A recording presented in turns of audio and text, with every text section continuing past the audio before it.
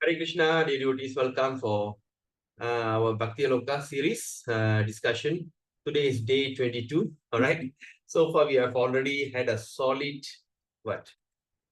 42 hours, right? I think more than 42 hours, because sometimes we overshoot.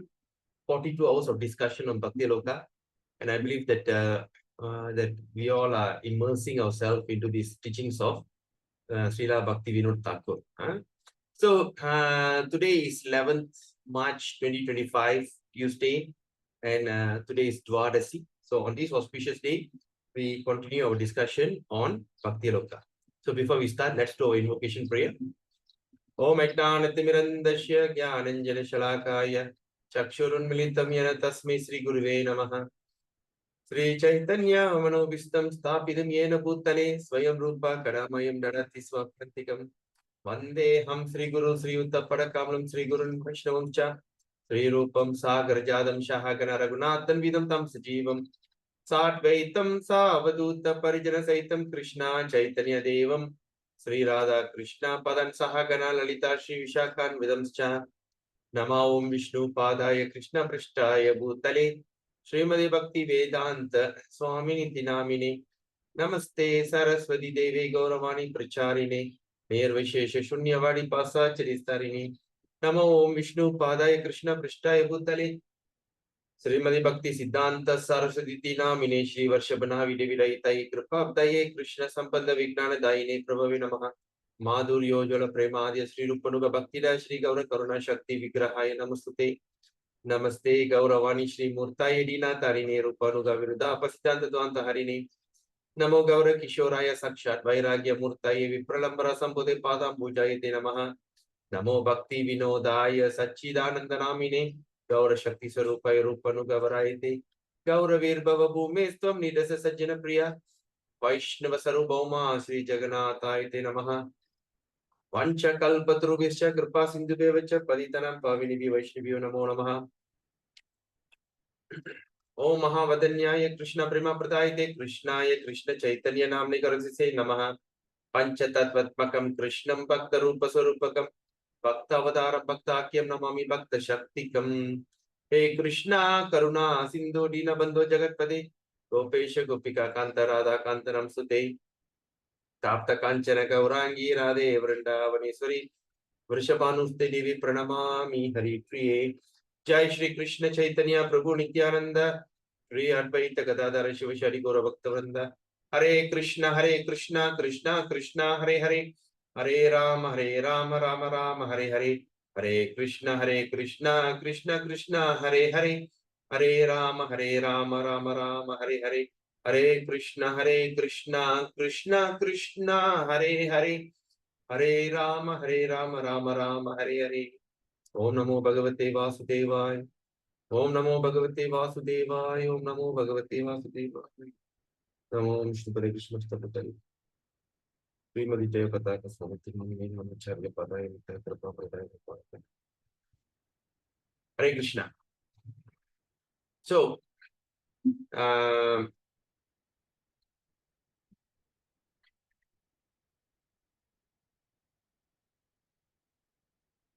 okay. So, we continue our discussion today.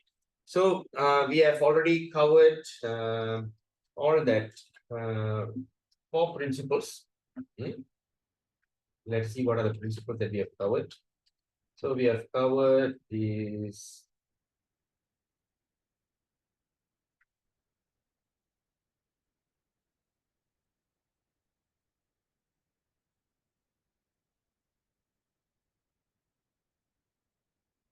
Okay, so we covered on this Utsahan Nischaya Dharya Tat Karma Pravartana Sangatyaga Sato Vritti Satvir Bhakti Prasiddhyati. So we have covered Utsahan, that means being endeavor with confidence. Nischaya, that means being very enthusiastic. Okay, being very enthusiastic. And sorry, number 1. Utsahan means enthusiastic, sorry. Yeah, I'm just mistaking here. Right? So Utsahan, that means being very enthusiastic. Nischaya. Nischaya means endeavor with confidence. Dhairya, being patient.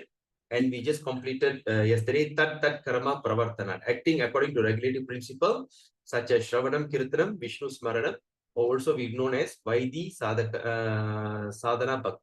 All right. So yesterday we just completed Vaidhi Sadhana Bhakti, and today we have already started to speak on Sangatyagat. Sangatyagat means what is this? We are at number 5. Okay, principle number 5, Sangatyagat, abandoning the association of non-devotees. Okay, so we understood that two types of non-devotees are there. All right, by association and also by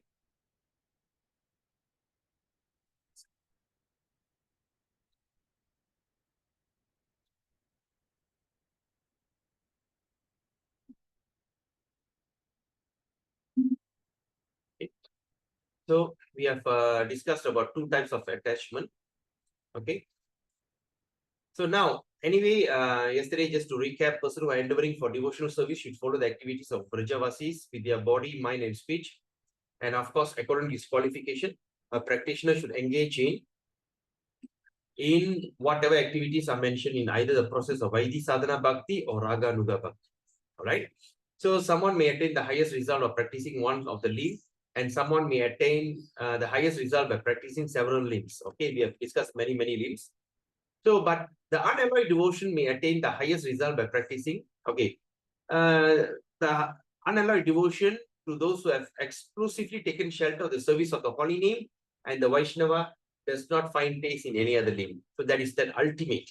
That means chanting the holy name and also surrendering to a Vaishnava, especially spiritual master. That is the most important thing. All right. So now we also have we started Sangatyaga, giving up association non-devotee. So it mentioned that okay, now there's two types of Sangha. One is association, another one is attachment. Okay, association and attachment. Okay, so association also got two types. That means association with non-devotees and also with women. Yesterday we have discussed about this. And similarly, attachment is also of two types. That means attachment. This is association. Just now was association. And this is attachment. Attachment to prejudice and also attachment for assets, properties. Okay. And also the Mahatma who wants to attain the perfection devotion should carefully give up Sangha in the form of association and attachment. Okay. So let's look at this. So today we're going to continue our discussion from first we consider the association. All right. So, okay. So it's here. Okay. So we are see. So now spiritual Sangha for living entities is compatible and mundane Sangha is incompatible. Incompatible. So to get from incompatible Sangha, the living entities liberation. Okay, to get free from this compatible Sangha is living entities actual liberation. So now we'll be considering incompatible Sangha. Okay, now we're going to discuss about this.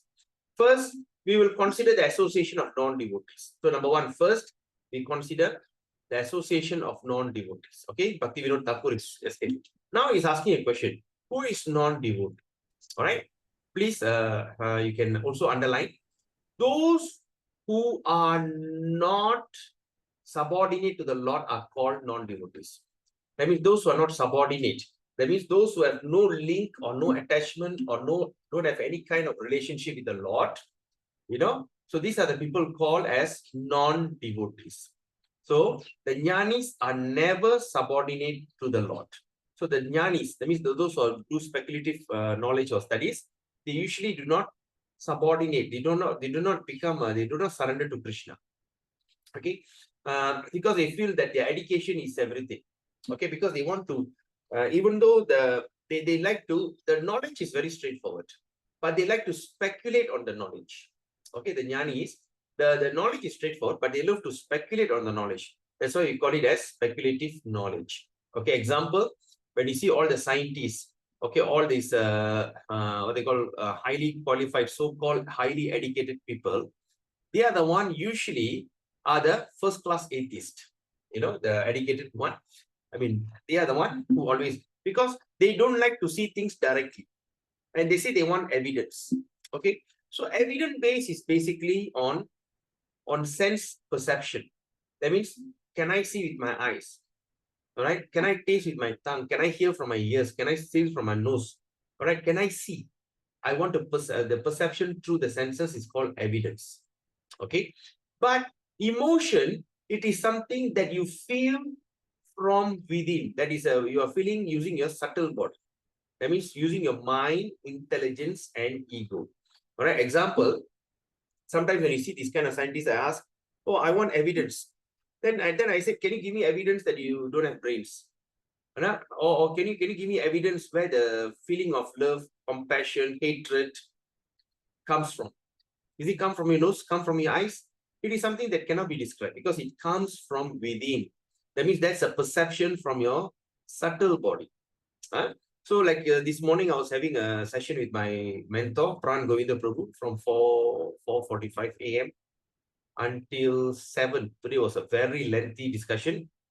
He was telling the gross body somehow or other will die by default. You know, the gross body that we are in now will somehow or other will die or perish by default. But when we can only go back home, back to Godhead, once our subtle body is perished, subtle body. So once our subtle body is perished or destroyed, that's the time that we are allowed in a pure form, the pure form of a soul, that we can go back home, back to Godhead. Because in Krishna Loka, in Vaikuntha Loka, and also in Goloka, they don't have any kind of gross form, and don't have even any kind of subtle form. We go as the pure soul, we go back home. All right. So therefore, we are performing this practice using this gross material body, which is made of 5 elements. Okay. And made of 5 senses, which is made of 5 working senses, and also made of 5 knowledge acquiring senses. Right. That's total of 23. 20. Then we have another subtle thing. The subtle, and all these 20 things will perish eventually. Eventually, the 20 elements of this gross body will be perished. But after that, what is the next step? How we can get rid of our subtle body? Our subtle body is the one that goes from all kind of bodies, because after we fall down from spiritual world, first we accept a subtle body, right? We have a subtle body. Just like a person was sent to prison, he have to accept the prison uniform. Okay. While then when he was accepting a prison uniform, when he need to go and do, say, like example, like gardening, he will wear a different uniform. Then after that, he go for like breaking the rock. You know, sometimes that severe punishment, hard labor. So he need to go and break the rock and all these things. So he changed into a different uniform. But what is that ultimate, the prime uniform? The prime uniform is the prison uniform. The prison dress is the prime. Then other than that, everything you just, in according to whatever duty that you do in the prison, and we simply change our dress accordingly. No, when we go to the kitchen to work, we dress differently. When we go to that want to wash toilet, we wear different. So like that in the prison house. But the main dress is actually the prison dress. So like that, once we are thrown into this, our main dress is actually our subtle body. Right? But of course, we are taking so many forms.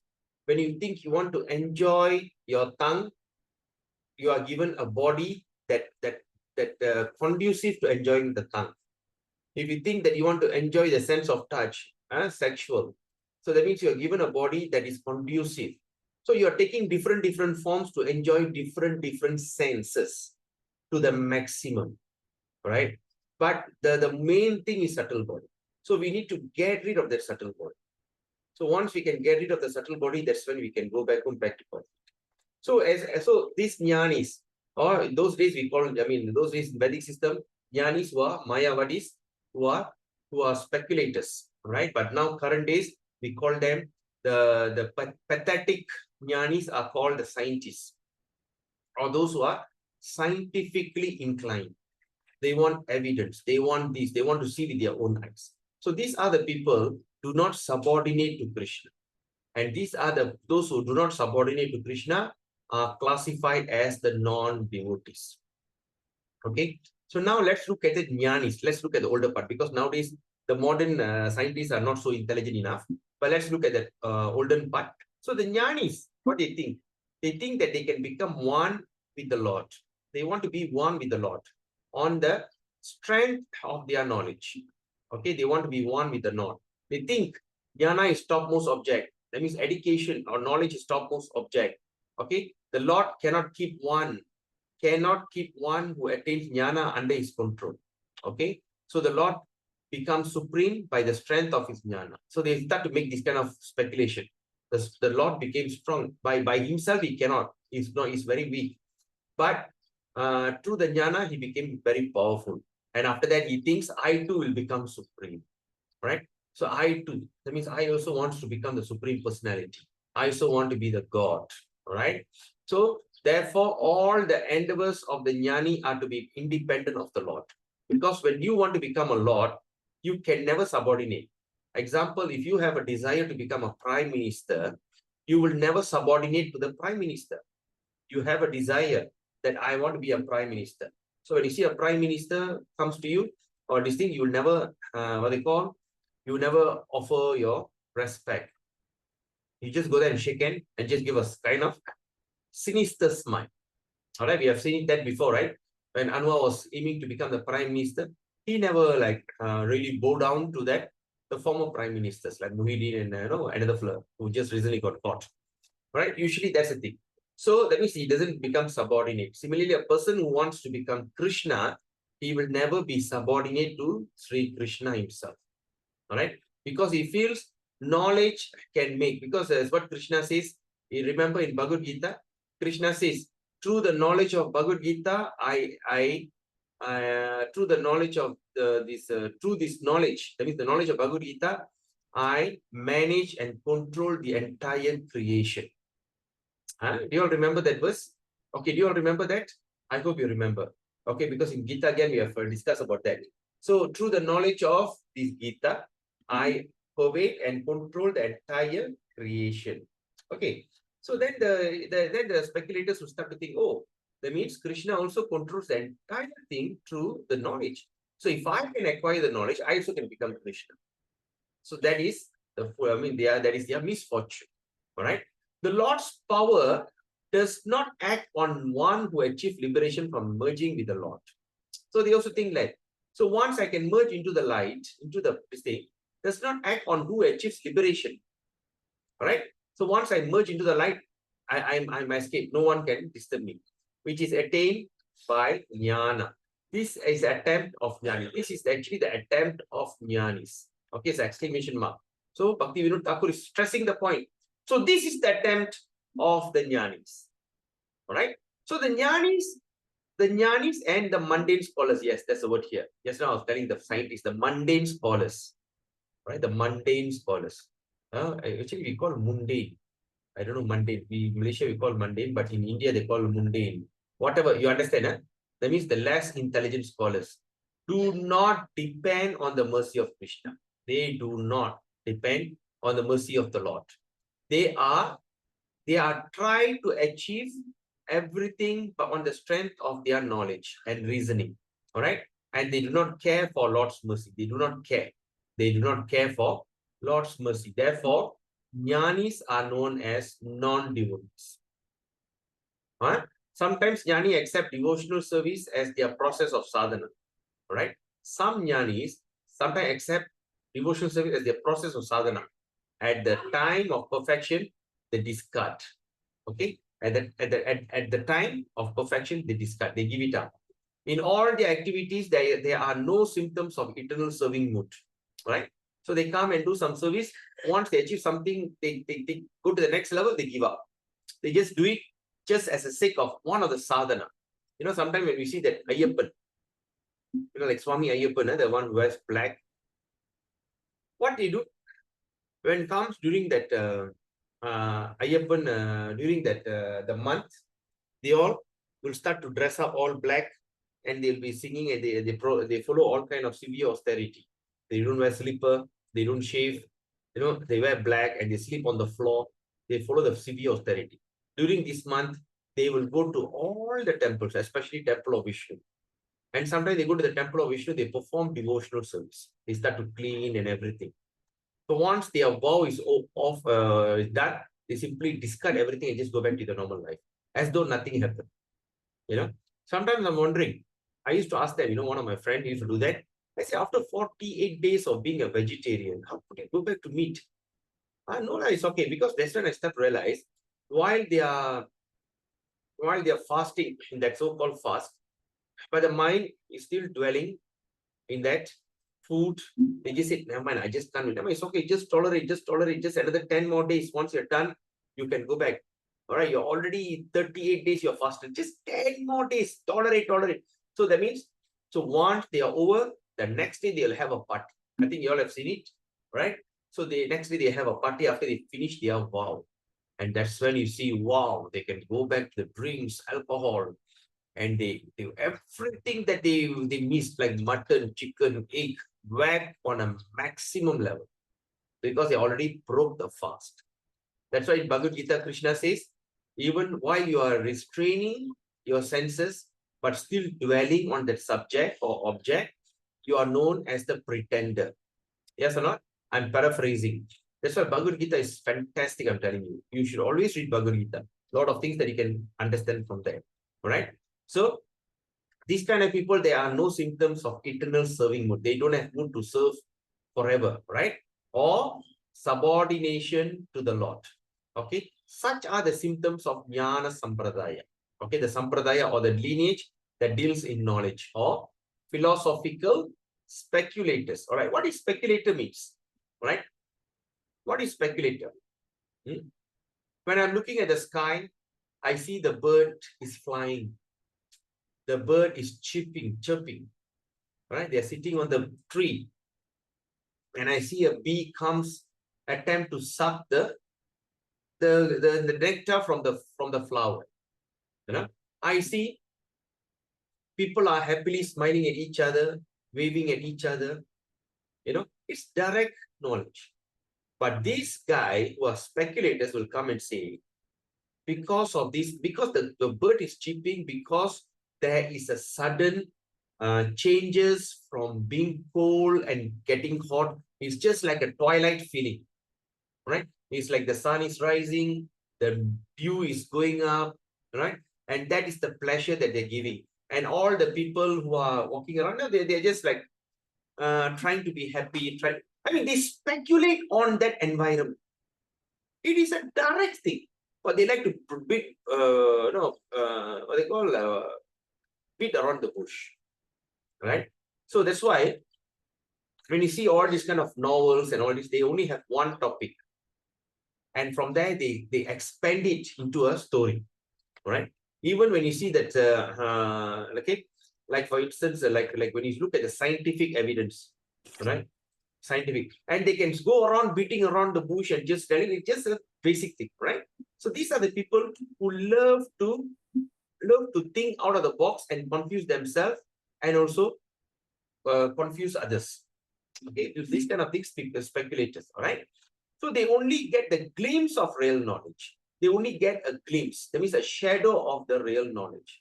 That real knowledge is only different aspect of pure devotion. That means that real knowledge is only a different aspect of pure devotional service.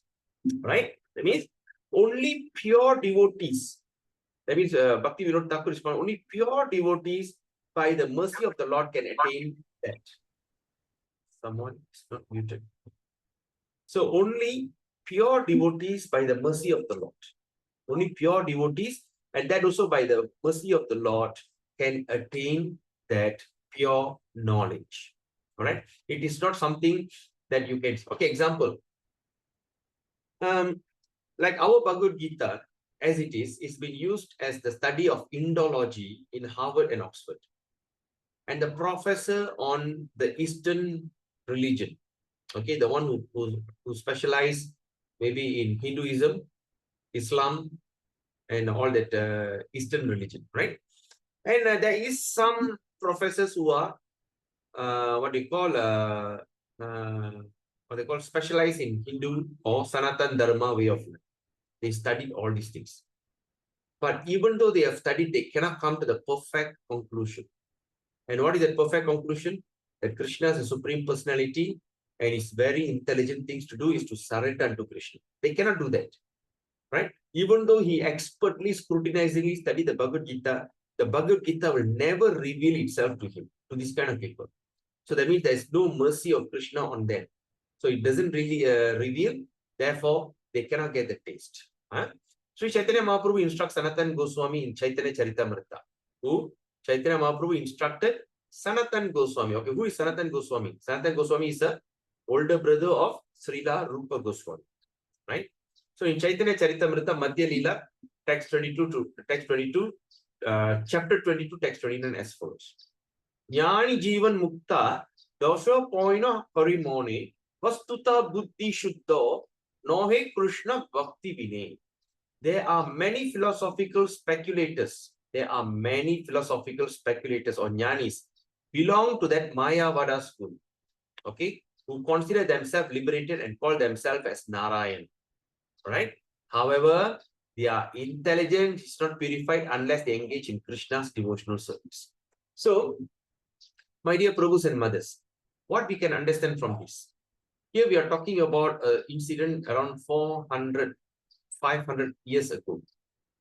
Right? 500 years ago, even Krishna in the form of Chaitanya Mahaprabhu spoke about this. Even these Mayavadis are in association, they have seen Lord Chaitanya Mahaprabhu, still they are not attracted to Chaitanya Mahaprabhu. How unfortunate. How unfortunate. And this is something that 500 years ago he mentioned. These Mayavada will consider themselves liberated and call themselves as Narayan. Now you can see how many people, bogus gurus out there, they call themselves as God. You know, I am God. You know, I am Sai Baba is the famous among them because he had a global followers, Sai Baba. Huh? I mean, what do you call it? Sai Ram, what do you call Sai Ram, Sai Ram. Sai Baba, who is Lord Ram itself. And he has a huge followers following behind him. You know, he said, I am God. But unfortunately, the God was in life support and the doctors decided that he should go. So that means the doctor became even better God than that particular God. You know, the final moment, he was on life support. We are not criticizing him. I'm not belittling him. I'm not making fun of him. We are speaking on philosophical term, on a very high standard intelligence, knowledge. Okay, we are talking about on a very high level reasoning. Okay, please don't take me wrong. Because sometimes you know that, sometimes they say, why Hare Krishna people love to criticize the Sai Baba and all these things. We are not criticizing, we are discussing. Right? If he's God, at the time, even like Krishna just disappeared. Lord Chaitanya Mahaprabhu just disappeared. And even Krishna was shot by the Sabari, the what they call the hunter. The thing went and hit the Krishna's ankle. And he came and begged, oh Krishna, I'm so sorry. Oh, don't worry. You have done me a great favor because I was thinking how to leave this world. Can you imagine people can die when the thing hit the ankle? When the arrow hit his ankle, and he died, so calm. And he was just smiling. He said, okay, never mind, tata, bye-bye. He just left. Not on life support. Not became very old. Krishna until Krishna at the time when he spoke Bhagavad Gita, he was 125 years old. He never had any wrinkle on his face. None of his hair fell. And he still remained youthful. He still rides the horse in a very high speed. You know, he still goes to Vrindavan and look at that. He was having so much of fun and he still can do all these kind of things. Krishna. Right? But when he compared to Sai Baba, he started to have hair fall. He couldn't walk very quickly and he started to shrink. Okay, and eventually he had, I'm not sure what is the cause, but he was in life support. And eventually he passed away. Right? He passed away. And after he passed away, he buried it. Even like when you look at the great devotees like Ramanujacharya, right? He just went and sat there. He said, okay, I'm Samadhi. Just like he never died. He just went and sit there. Okay, time for me to leave. Bye-bye. He said that until today, the body is preserved in Sri Rangam. And nothing happened to the body. 1,000 years, he's still sitting there. Right? His fingernails still growing, his hair still growing. That is what Acharyas or this thing, not this kind of progress. Another situation is like Shirdi Baba. Shirdi Baba never claimed himself of anything in particular. But this emotional devotees start to call himself God. You know, he did some miracle, it seems, like while the rice is boiling, he put the hand inside and start to stir the rice. All right, nowadays also you can see in India, the bhaji is boiling bhaji, they still can put the hand and take the bhaji out. Using the oil, the boiling oil. So there's no big deal. So all these things are simply created. All right. So Sai Baba, of course, but Shirdi Baba was a very, what do they call?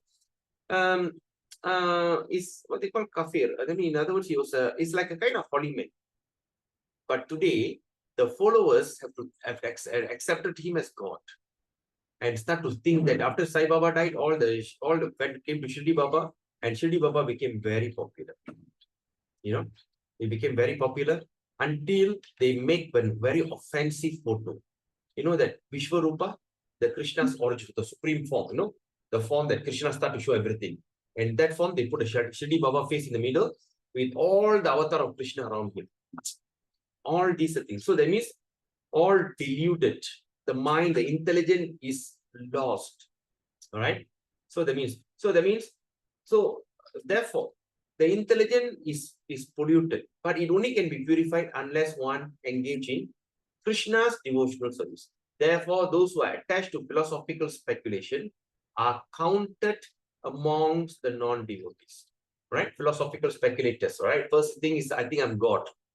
I'm Narayana. Like second thing, the follower of Shirdi Baba who call himself as God, call him as God. All these are speculators. So there is a fruit called mukti. Okay, now Bhaktivinoda Thakur is continuing. He said, there is a fruit called mukti. All right. See, in every attempt, when I plant a tree, what is the reason for me? The tree shade. That's what you see. But the main aim, I plant a mango tree because I want to have mango. I want to enjoy mango. Therefore, I plant the mango tree.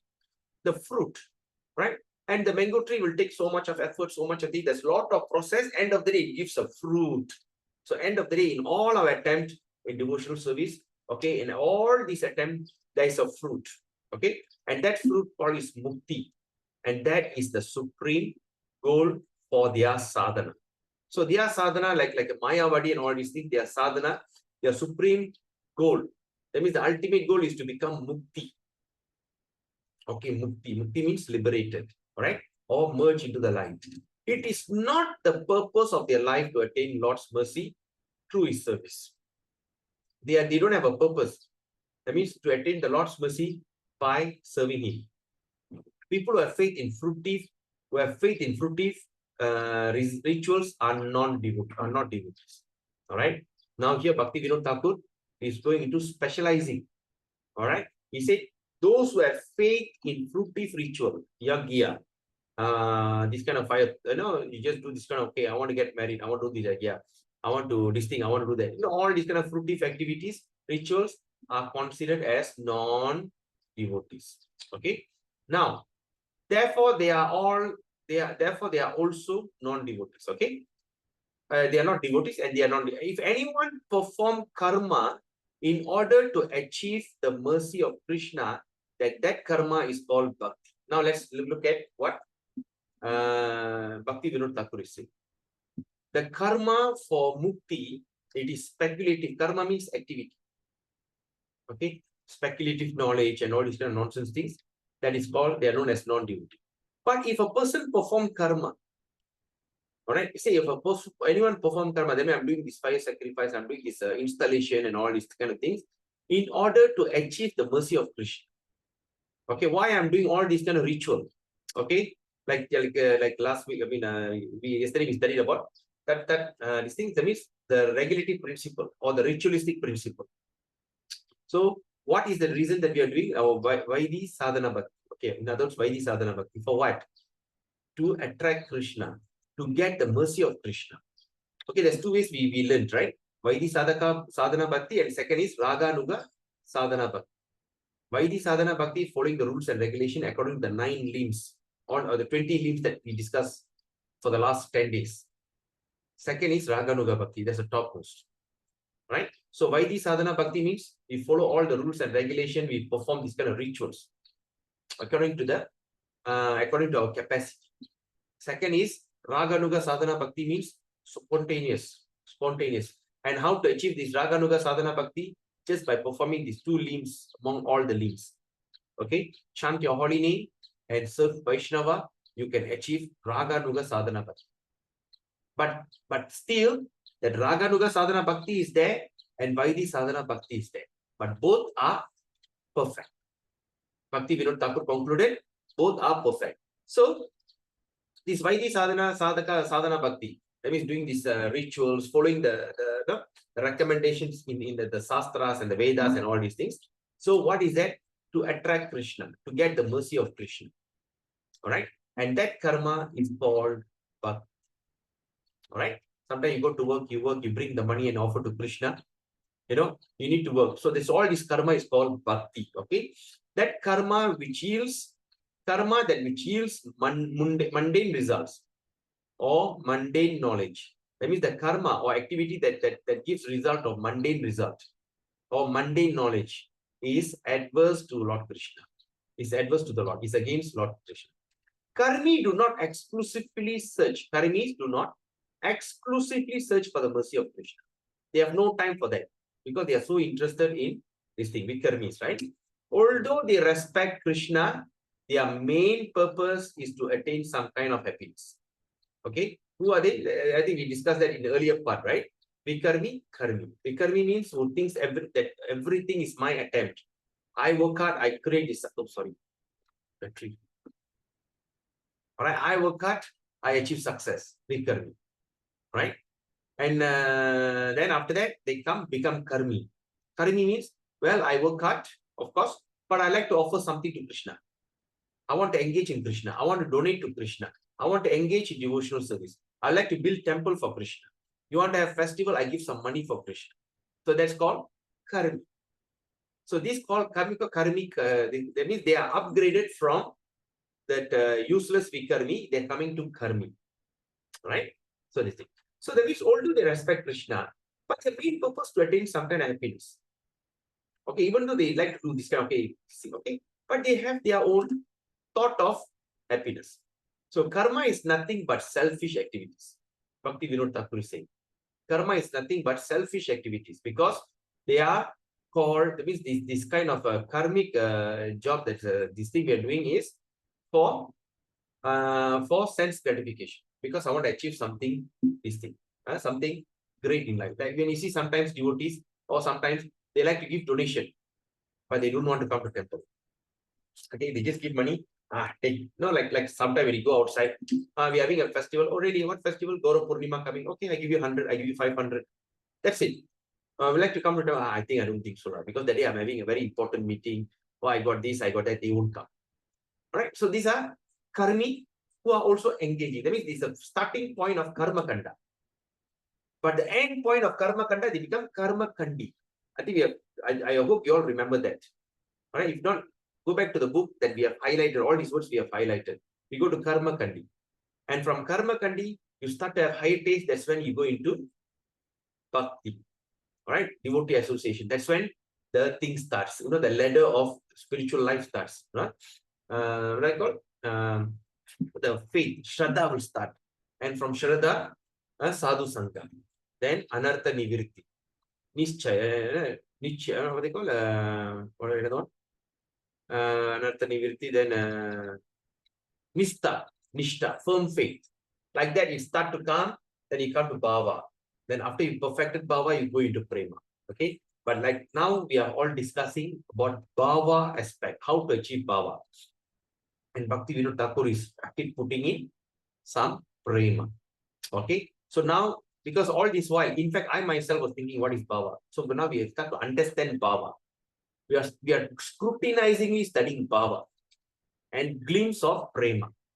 Okay. Once we are done with this book, once we complete this essay of Bhakti Vinod Thakur, we are going to go into Chaitanya Charitamrita. Right. So now, from bhava, how to experience bhava?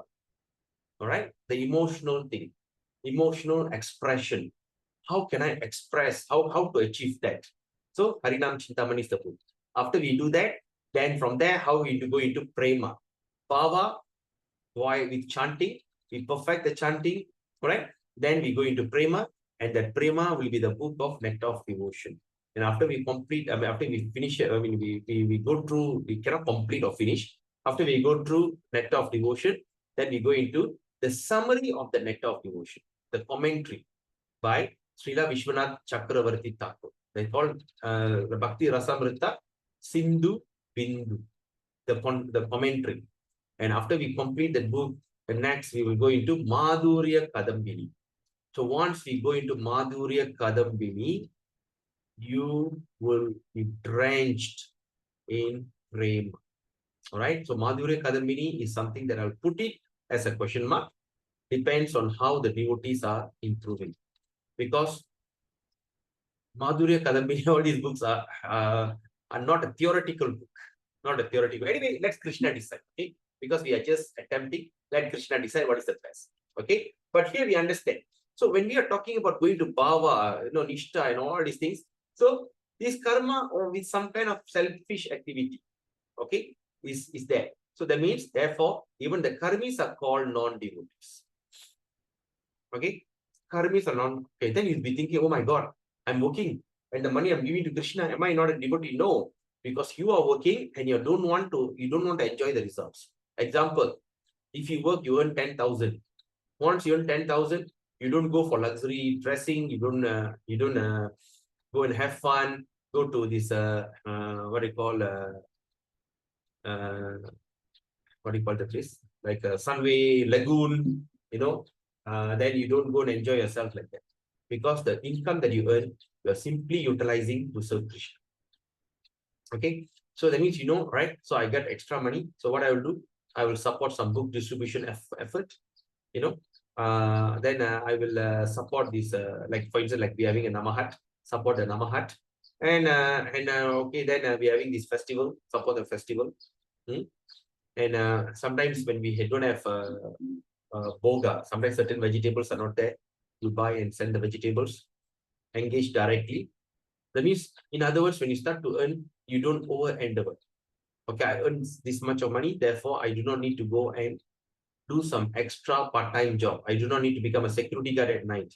I do not need to get into this kind of MLM business, multi-level marketing. I do not need to become, I do not need to endeavor to earn some extra money by being an insurance agent, right? So whatever income that I get is sufficient. And with that sufficient income, I'm engaging myself in devotional service. So you need to have that money. You need to have that income. So your karma is for the sake of peace of mind in serving Krishna. And that is called bhakti. Even in Bhagavad Gita, also Krishna says that very clearly, right? But when we want to take the thing, we want to enjoy ourselves buying some gold and buying all these kind of things. That is called, these are selfish activities, which is called as non-divine. So does that mean that I shouldn't go and buy gold? I shouldn't go and enjoy myself? No, I need to have some fellowship with my family. Shouldn't I go for this kind of outings, waterfalls and everything? Yes, you can do that, right? We are not trying to be very artificial. But you do that, still in Krishna consciousness. You go there, you don't bring chicken and mutton for barbecue. You bring prasadam. You offer to Krishna prasadam, you bring there. You bathe. And when you jump into the water, you jump out. What do you do? Hey, you don't listen. You say, Hari Bol, Hari Krishna, sometimes. So you are enjoying, but dovetail to Krishna. Because we know everything I'm dovetailing to Krishna. I'm not doing it for my own sense gratification. So yogis sometimes search for the liberation and fruit of jnana. And sometimes they search for vibhuti. Vibhuti means what? Opulence. Right? Sometimes the yogis, all right, who the yogi? They look for fruit of jnana. That is what is fruit of jnana? Mukti. And sometimes they search for vibhuti or opulence. Right? Or opulence, the fruit of karma. Okay. So sometimes hence they too called non-devotees. Even they also called as non-devotees. They can be dressed up like that, like a mendicant and everything. Right? So they want the fruit of jnana. They want to achieve mukti. Then after that, they also want vibhuti. Vibhuti means opulence. They go and meditate in the jungle. They come out and people start to, beg, oh, these are you. Himalayan yogi is here. Himalaya yogi is here. And he's going to teach some kind of mystic power. Go to America, go to all these countries, put a charge, big money, and they start to make money, right? Because they want opulence. So even these kind of people are called as non-devotees. So we understand, number one, those who do not subordinate to Krishna is a non-devotee, first thing. Number two, the speculative knowledge, the Mayavadis are non-devotees. Number three, those karmis who want to enjoy inseparate of Krishna, non-devotees. Even though they serve, they do some little donation for Krishna and they are non-devotees. And number four, we learn here, yogi. The yogi who still, even though after all that austerity, they want to enjoy the fruit of jnana, mukti. At the same time, they also want to enjoy vibhuti, the opulence. These are the people are non-devotees. Number one, okay, can you all recall that? Please underline all these things. Number one is Mayavad, what they call? Non-devotees. Okay, the one who doesn't want to subordinate. And who are they? Number one is jnanis, right? The speculators. Number two, who? Karmi, right? So even though they perform their job and all this, they are the one who is, they are considered non-devotees. Number three is the yogis. Even though they can do all this kind of perform all this kind of fantastic yoga, right? But they have that thought, these are all called as non-devotees because they want to have something separated. Because due to lack of full surrender, worshippers of the demigods are also called non-devotees. Now let's look at this. Now number five. Number five means the worshippers of devas. The worshippers of devas are called non-devotees. Okay, why is that so?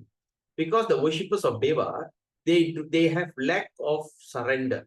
They do not fully surrender to Krishna, right? So that means we as a devotee, when we go to any temple like Ganapati, Kartikeya, Murugan, Shiva temple, Durga Ma temple, Kali temple, just name it, any temple. We go there, we also offer our obeisances. We don't go there and just puff up. You are a demigod. That's a big offense, I'm telling you. One of the 10 offenses. It's a big offense. Right? Even in Srimad Bhagavatam, I'm not sure, in Canto 7 or Canto 8, there's a description of Kashi. And that place, Lord Vishnu will be telling Shiva. Lord Shiva will be telling, in comparative with my devotee and your devotee, if anything happens to your devotee, I'll be the first to go there to save them. Even discarding my own devotees, Lord Shiva says.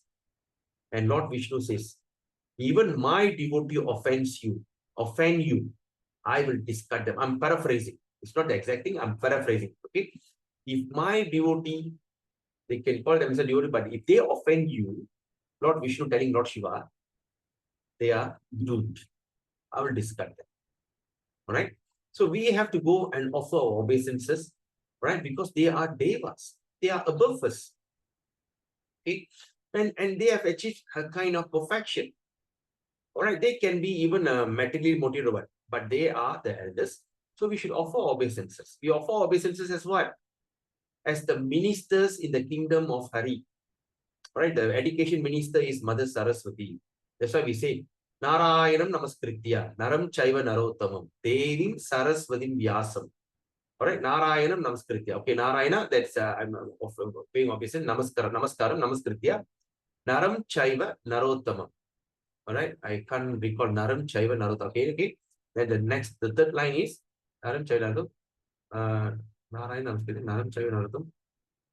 Devim Saraswati Vyasam, the mother of learning, Mother Saraswati, the compiler of the Vedas, Vyasa, right? Devim Saraswati Vyasam, Tato Jayam Udiraye. That means I'm offering obeisances to the Lord and also the mother of learning, Mother Saraswati, and this. So we offer our respect, right? Like Kartikeya, Murugan. Okay, the Murugan. And who is Murugan?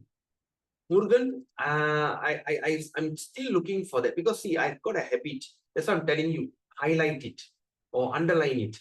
I was reading somewhere and I thought of, I forgot to highlight. I just couldn't, when I find it, I'll give it to you.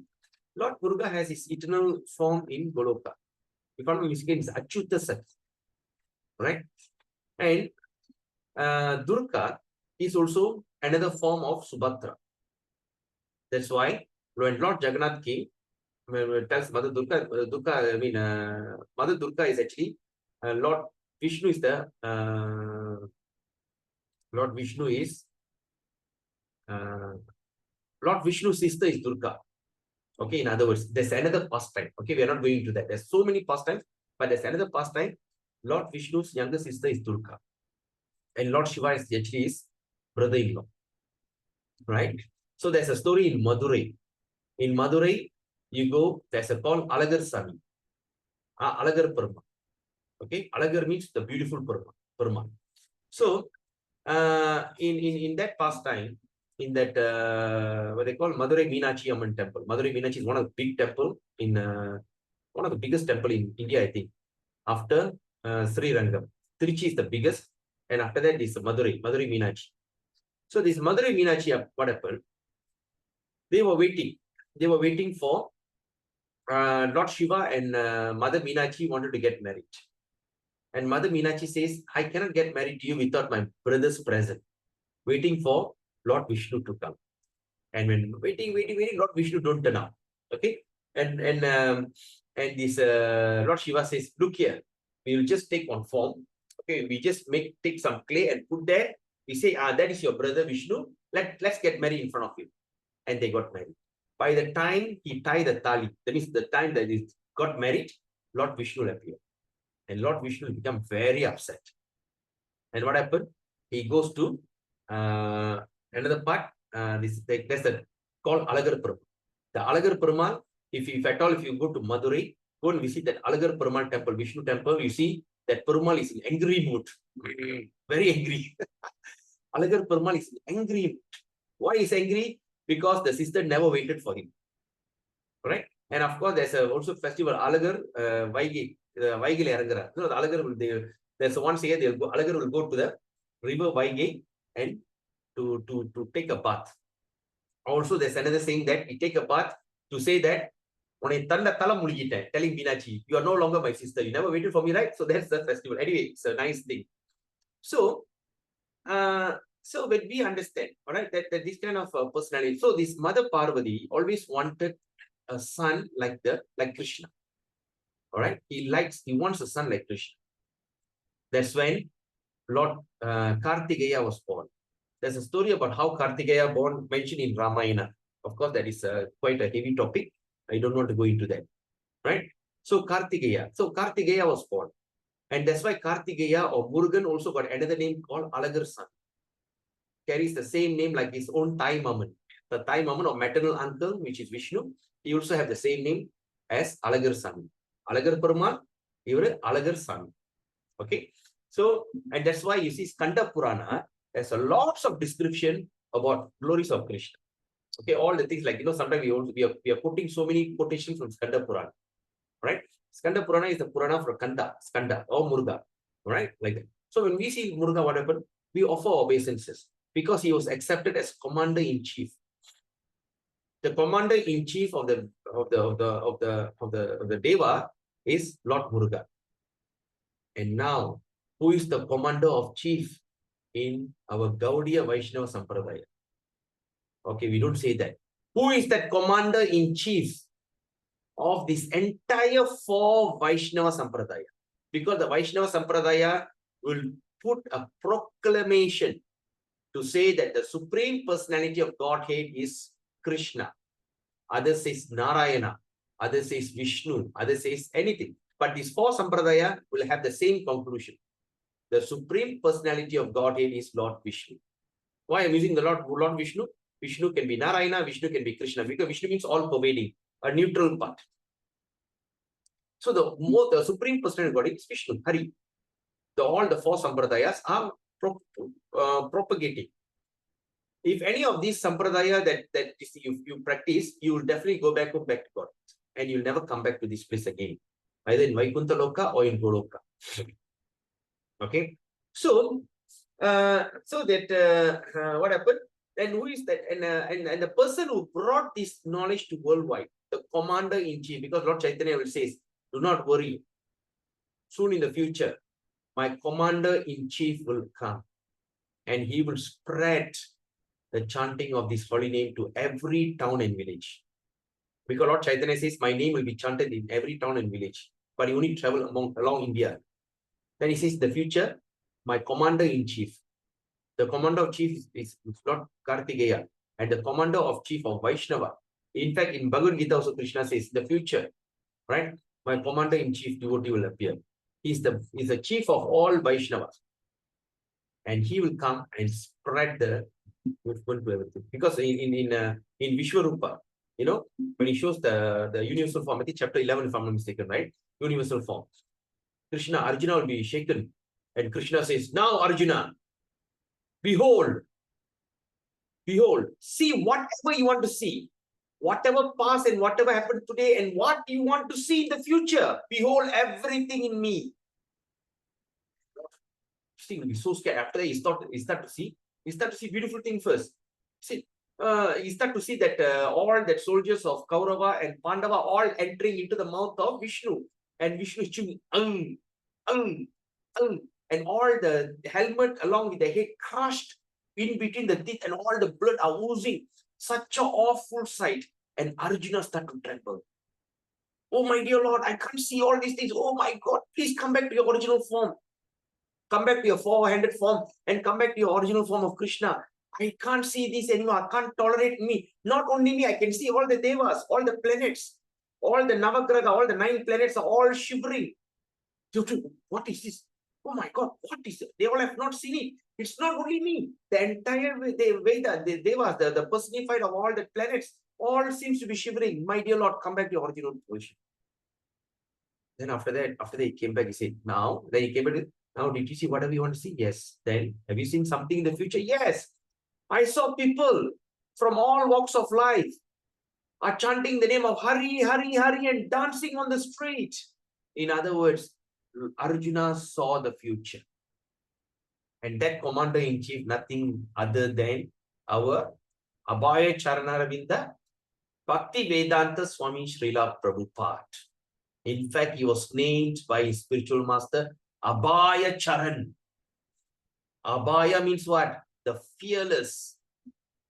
Bhaya means fear. Abhaya means, if you put an A in front, is fearless. Abhaya, fearless one. Charanaravinda, that's who have taken shelter at the lotus feet of Krishna.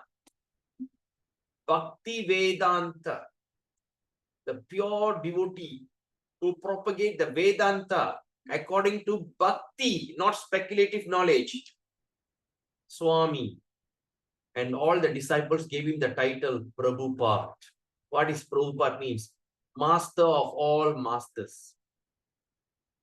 And he's there, right? So when we see this kind of devotees, this kind of devas, we should not go and criticize them, but immediately offer them respect, because they are all part of this kingdom of Vishnu. They are all ministers, right? So like that. But what happened if those who independently worship the demigods? Independently. Like some says, like in my clan, in my family says, only Murugan, no one else. I don't pray to anybody, only Murugan. Like some Shakta movement, they say, oh, I only pray to Shakti, not even Shiva, only Shakti. The Shaivite, only Lord Shiva and no one else.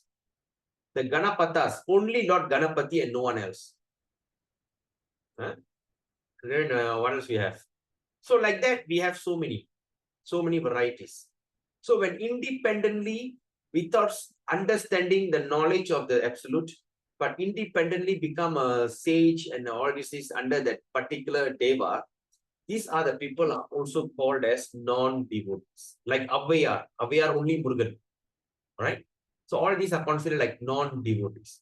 Those who are attached to discussing dry logic are also adverse to the Lord. That means that now, and the sixth one is those who are attached to discussing dry logic. That means they only speak logic, right? That is against the Lord is also called non-devotees. And what to speak of those who conclude that Lord is only figment of imagination. Now, Bhaktivedanta Thakur is asking, but what about those who make a conclusion that Lord is only a figment of imagination? That means the God is only imagination. These are the atheists. All right? So those who are attached to sense gratification and those who have no opportunity to remember the Lord, who are also counted among the non-devotees. Right? That means those who are attached to sense gratification and they have no opportunity to remember the Lord, they are also counted among the non-devotees. Right? So, what we can call these non-devotees in this group, we can also call as Kanishta. Even they become a devotee, they wear tilak, they come to temple and everything, but they are still attached to sense gratification and they don't want to engage their mind thinking of Krishna.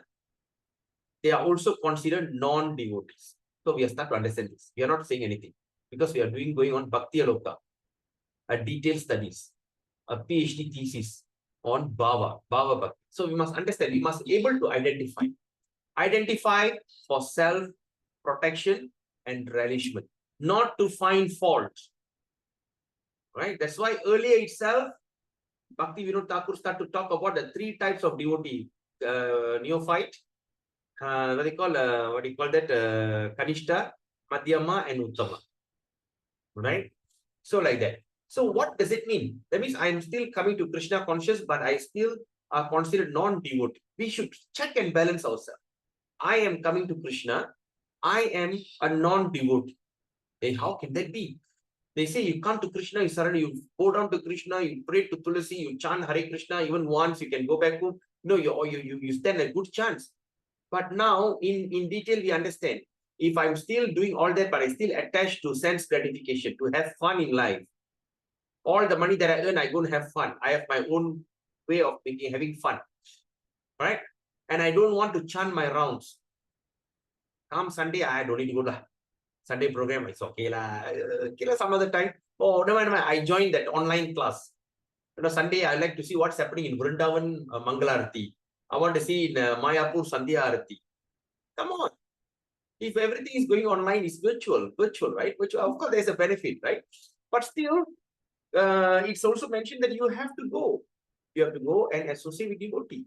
Because in temple, they have got nothing else to talk other than Krishna. Even they fight also, they fight in the name of Krishna. Hey, Haribol, you're too much. If those who have seen it, sometimes when you think about it, it's very funny. The way the devotee fight. They don't call like if Karmi fight, they call each other bad words, right? Hey, you this, you that, right? But here, hey, Haribol. Hey, Haribol, you watch out, Haribol. Hey, you Haribol. It's very interesting, the way the devotee fight, right? So even that. So check and balance. See where do you stand, right? To attach to sense gratification. That's why you follow the 4 regulatory principles. Or to attach, that means what do you need to do? Dovetail everything to Krishna. Simple as that. If you cannot give up some bad habit, pray to Krishna. Okay? Don't quit immediately because it doesn't work. Just like 40 days fasting, suddenly go and they start to, if possible, they can eat the whole goat. They can take the whole goat and swallow. Because the desire is very strong. Purify the desire. All right? The sense gratification there, you can't happen. Your eyes want to see that, your ears want to see that. And you have been doing for trillion of years. And suddenly you want to abstain from that. It doesn't work, my dear friends. So chant Hare Krishna. You have to go on chanting Hare Krishna. When you chant, your eyes get purified. Remember, when the mind is purified, the mind will purify the intelligence. Right? The senses are purified, the sense will purify the mind, and the mind will further go and purify the intelligence. The process, remember, that we discussed in the earlier part of Bhaktiyaloka. Okay? So like that. So we have to chant Hare Krishna and minimum 16 rounds. Again and again, I'm telling you, there's no other way than 16 rounds you can achieve perfection. Right? If those who are still not chanting 16 rounds, who are still thinking about it, you are still fall under the category of non-devotee. Why you're non-devotee? Because you still can't come to the level of abstaining. You still have some kind of independent enjoyment. All right? So like that. If one associate with these non-devotees, what happens? Then in a very short time, one's intelligence is polluted. Okay? So that means when we are struggling, okay, now I only can chant 5 rounds, like I can chant 8 rounds. Right? But now you should engage, you should engage yourself with devotees. Then you can get the purification faster. But if you don't join the non-devotees, come on lah. Hey, come on lah. Come lah, let's go for beer. I said, no, I'm abstaining. Come on lah, once in a while lah. Your Krishna will never say no. Okay lah, I'll follow you, but I'm not going to drink. And you'll be sitting there and watching. cheers. Oh my God. Hey, come on, Lamachan. Just small couple. Finish your stuff. I'm telling this from my own experience. I'm not quoting anyone because I was such a terrible person before. I'm still a terrible person. It's not to say before I'm not elevated yet. I'm also struggling to control my mind and senses. Right? So that's why it says, so if one associates with these non-devotees, a very short time, one's intelligence is polluted, one's heart will overcome by the propensity to fall into that ditch. If anyone desires to attain pure devotional service, then he should carefully give up the association of non-devotees. Right? So that's why we have covered the association of non-devotees. All right. So now we're going to go to the second association we call association with women. Now it's 10:04. Let's take a 2 minutes break. All right. 2 minutes break, then we'll continue our discussion. Okay. Now we are continuing our discussion on second kind of association. Okay. Second kind of association, that is association with women. Okay. So now, Bhakti Vinod Thakur is explaining this. Is saying about association, second association. Association with women is detrimental. Right? It can be very challenging. In Chaitanya Charitamrita, Madhya Leela, text 22, chapter 22, text 87, Sri Chaitanya instruct Srila Sanatan Goswami as follows. Asat Sangatyaga, E Vaishnava Achara, Stri Sangi Ek Asadu, Krishna Bhakta Aura. A Vaishnava should always avoid association with ordinary people, number one. All right, the Vaishnava, because we are on our path of perfection. Okay, in our path of perfection, the ordinary people going to be our biggest challenge. All right, then common people are very much materially attached, especially to women. Okay, now we are talking about common people. Okay, please underline this thing because I want to make a point here to say that we are not a racist. Like sometimes the women liberation group, they said, oh, what are you talking, man? You talk like that. But here we are talking about the common people. The common people, not a devotee. We are not talking about devotee, a common people.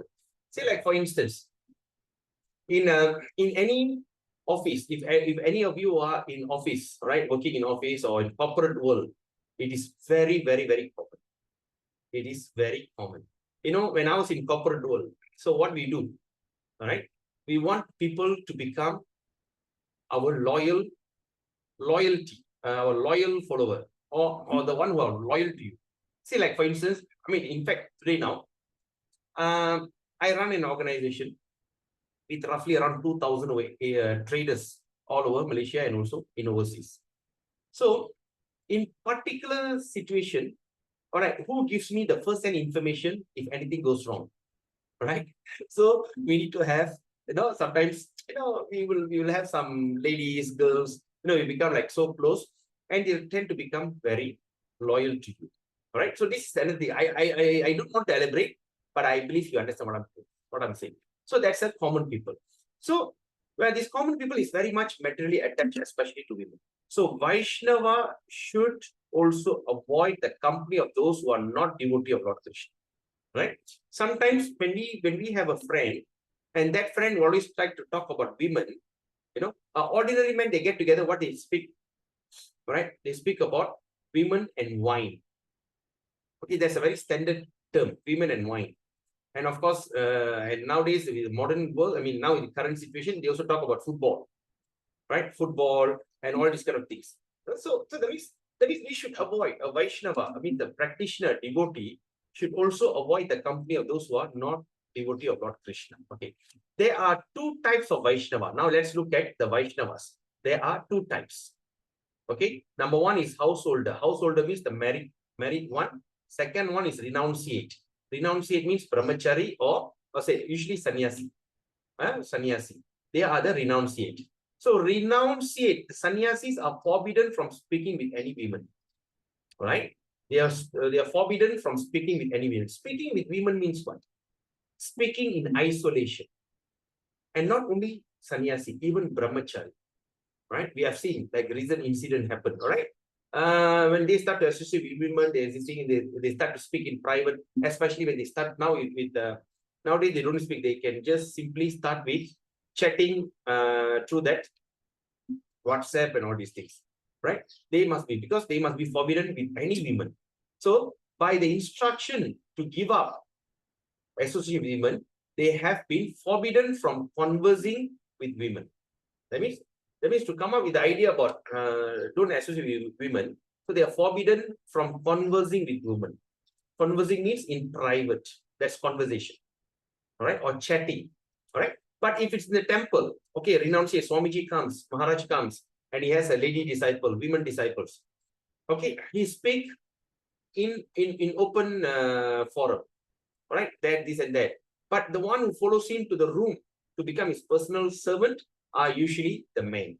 Even during Srila Prabhupada's time, there's Maladi Mataji, and also there's another great Mataji, right? I think Govinda Das, if I'm not mistaken. All of them are following Prabhupada and they are personal servant of Prabhupada, but none of them go near to Prabhupada. They cook for Prabhupada, they receive.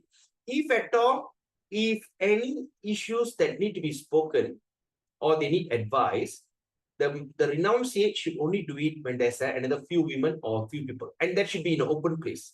They cannot have a one-to-one or heart-to-heart conversation. Yeah? Because it is forbidden for renunciate. As stated in Chaitanya Charitamrita, Antya Lila, chapter 2, text 120. It says, Shudra Jiva Sabod Markato Vairakya Karyo Indriyo Charana Bhule Prakriti Sambhashya. There are many persons with little in their possession. There are so many people, person with little in them, means they have little money, little possession, who accept the renounced order of life, like monkeys. All right, they become like monkeys. They go here and there, engaging in sense gratification and speaking intimately with women. All right, so there are many person with little in their possession, intelligent and everything little. They accept renounced order of life like monkey. Right, they just simply accept sannyasi just for the sake. Because when you see sannyasi means somehow or other they got followers, then they got disciples, and they got nothing else to do. And they go here and there engaging in sense gratification and speaking intimately with women. Of course, we have seen, all right, like in this thing, like what they call Prema Baba, Swami Premananda, right? And also like recently Swami Nityananda, right? He had so many ladies sannyasis under him. And one of the lady that I think one of the actress, right? There's also a scandal, and he's denying it. Of course, it came out in the video and everything, right? So this kind of thing, intimate association, it is not allowed. Okay. So regarding the Vaishnavis, now let's look at this. Now Bhakti Vinod Thakur is explaining about Vaishnavis. Vaishnavis means what?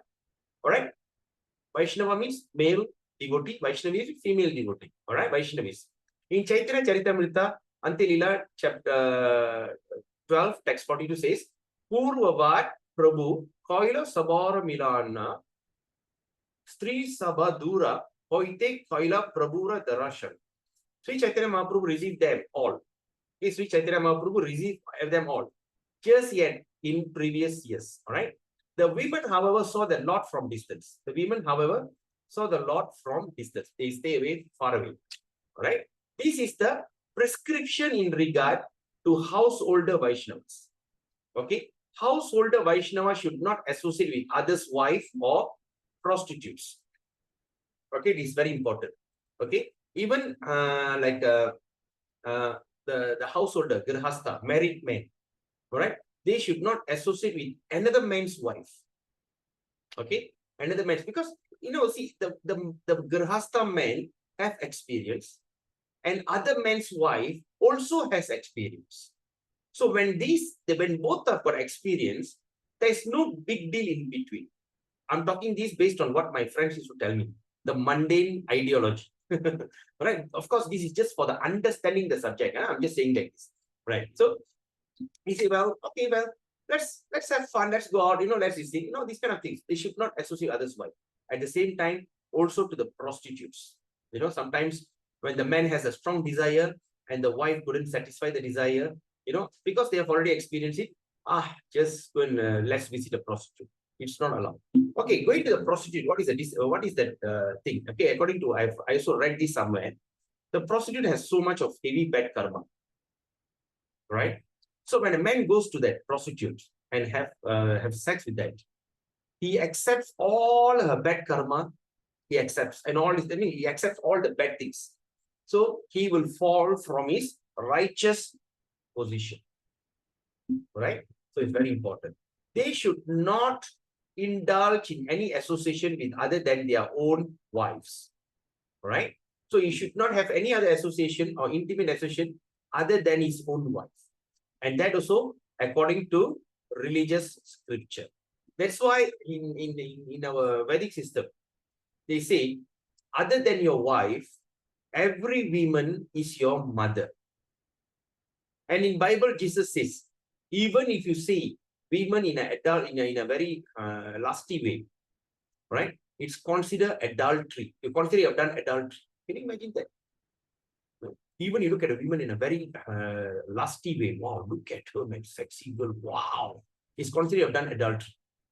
It's very, very important. Even Jesus says that very clearly in one of the 10 commandments. Looking at a woman in a lusty way, it's considered adultery. Just looking at them. And how if you engage with them, right? We born with 6 mother. We think, my mother is the only mother. No, you born with 6 mother. The first mother, the one who delivers you. The second mother, the nurse who take care of you.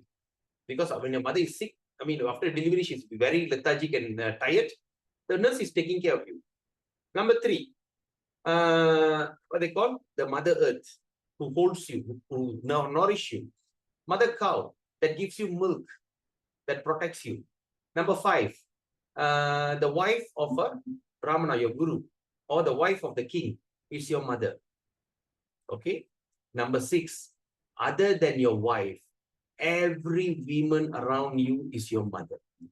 We should honor them. We should be very respectful to them.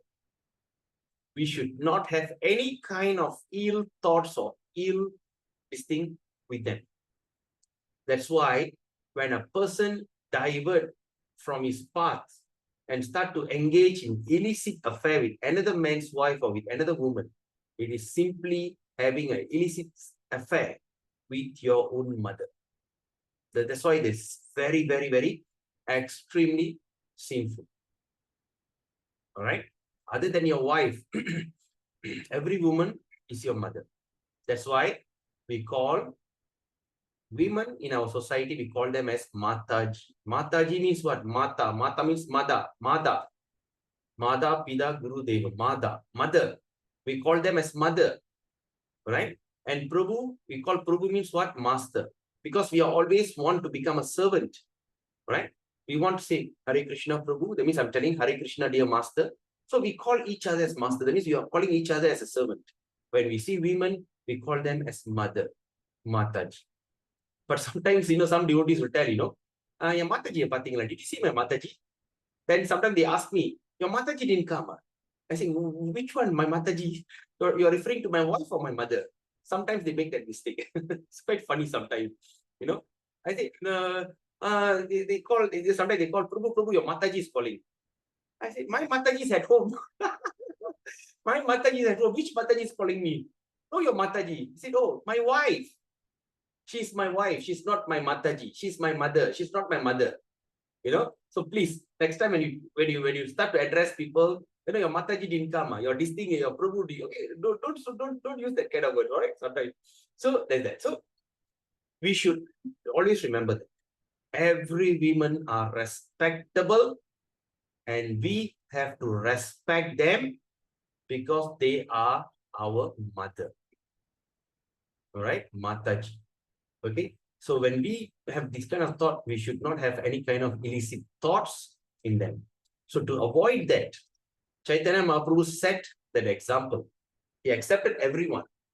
But the lady disciples or ladies, they stay far away and they see them from far. They don't come near Chaitanya Mahaprabhu. So now, one should also give up uxorious mentality of being excessively fond of one's wife. This is another thing. One also should give up that uxorious mentality. That means being too attached to one's wife. No, in other words, like in a normal Tamil term, Manavi Dasan, servant to the wife. No, my wife is everything. My wife dictates. So one also should give that up, because we should understand as a devotee, our relationship with our wife, it is supposed to be on a partnership, in the partnership of engaging in devotional service. So when a person is so much attached to his wife, actually it's no good. All right? Because attachment always creates so much of trouble. Yes? So you be thinking. Anyway, the instruction of the scripture regarding the smartas are given in Chaitanya Charitamrita Adi Lila chapter 15 text 27 as follows. Na graham graham ityahur rini graham uchyate tayahi sahita sarvan purusharthan samasmute. So merely a house is not a home. Merely a house is not a home. That means simply a house is actually cannot be called as a home. Because for it is a wife who gives home its meaning. That means the home first is a house. So once we marry, the wife comes to a house, that's when the house will turn into home. If one lives at home with wife, together they can fulfill the interests of human life. Can you imagine?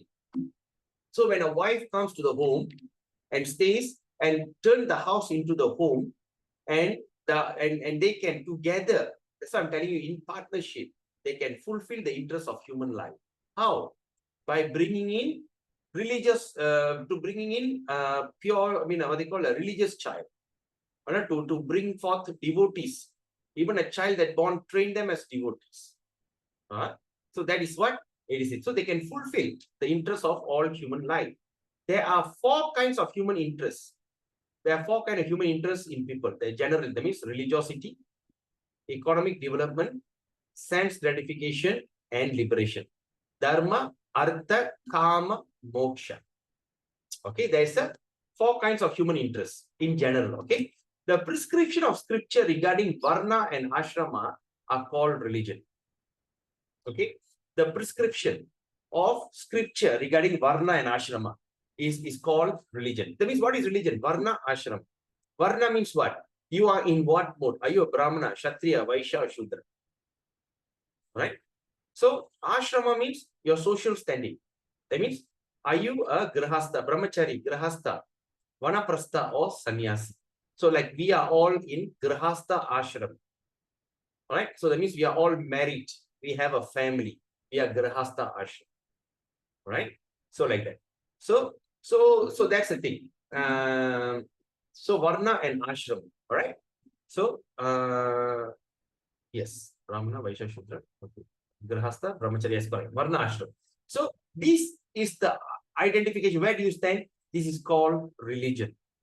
So whatever is prohibited in the scripture is called irreligion. Anything that scripture don't allow, the prohibit is not allowed, is called irreligion. With the help of his wife, a householder, a devotee, should follow whatever prescribed and give up whatever is prohibited. That means with the help of a wife, okay, a householder, that means a grahastha, should follow whatever is prescribed, whatever that they should follow, and give up whatever it is prohibited. Like prohibited from eating non-vegetarian, we should avoid in a family, right?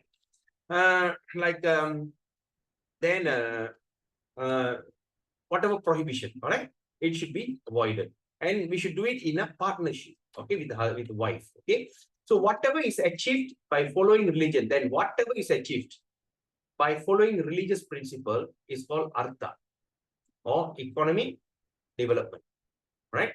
So whatever following the religious principle. So there's 2 types of artha.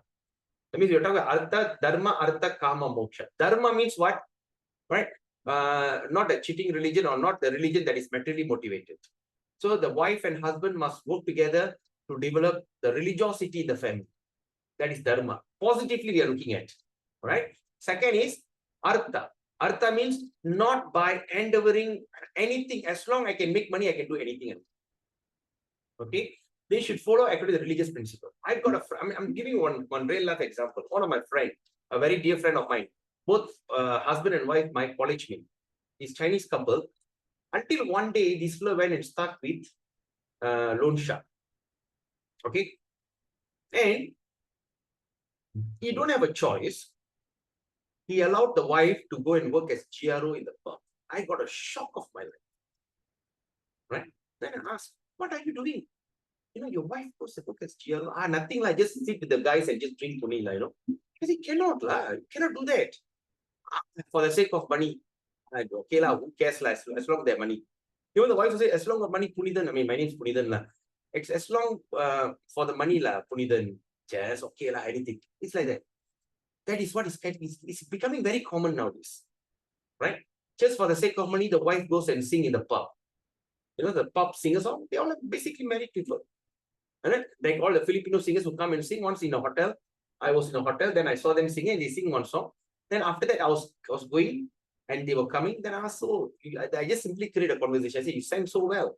He said, thank you, sir. I said, so you're from Philippines? So how's your family there? Oh, I've got my son, my husband, all there. Then what are you doing here? Oh, here pay well. So that means giving up the husband, giving up the wife, the children, come here and work as a singer in the hotel. At the part time, go to the pub and sing in the pub. And in a terribly skimpy dress. So it's like that. So that is prohibited. But following according to the religious principle. All right. We are the husband going to work, the wife going to work, or whatever it is, whatever income they get, they sacrifice it for Krishna. That is the real artha. Okay. That means the wife doesn't come and demand, I want a new sari, or let's go to cinema. Let's go. There's something is happening. That my friend is organizing a party. Let's go and have party. That's not the way.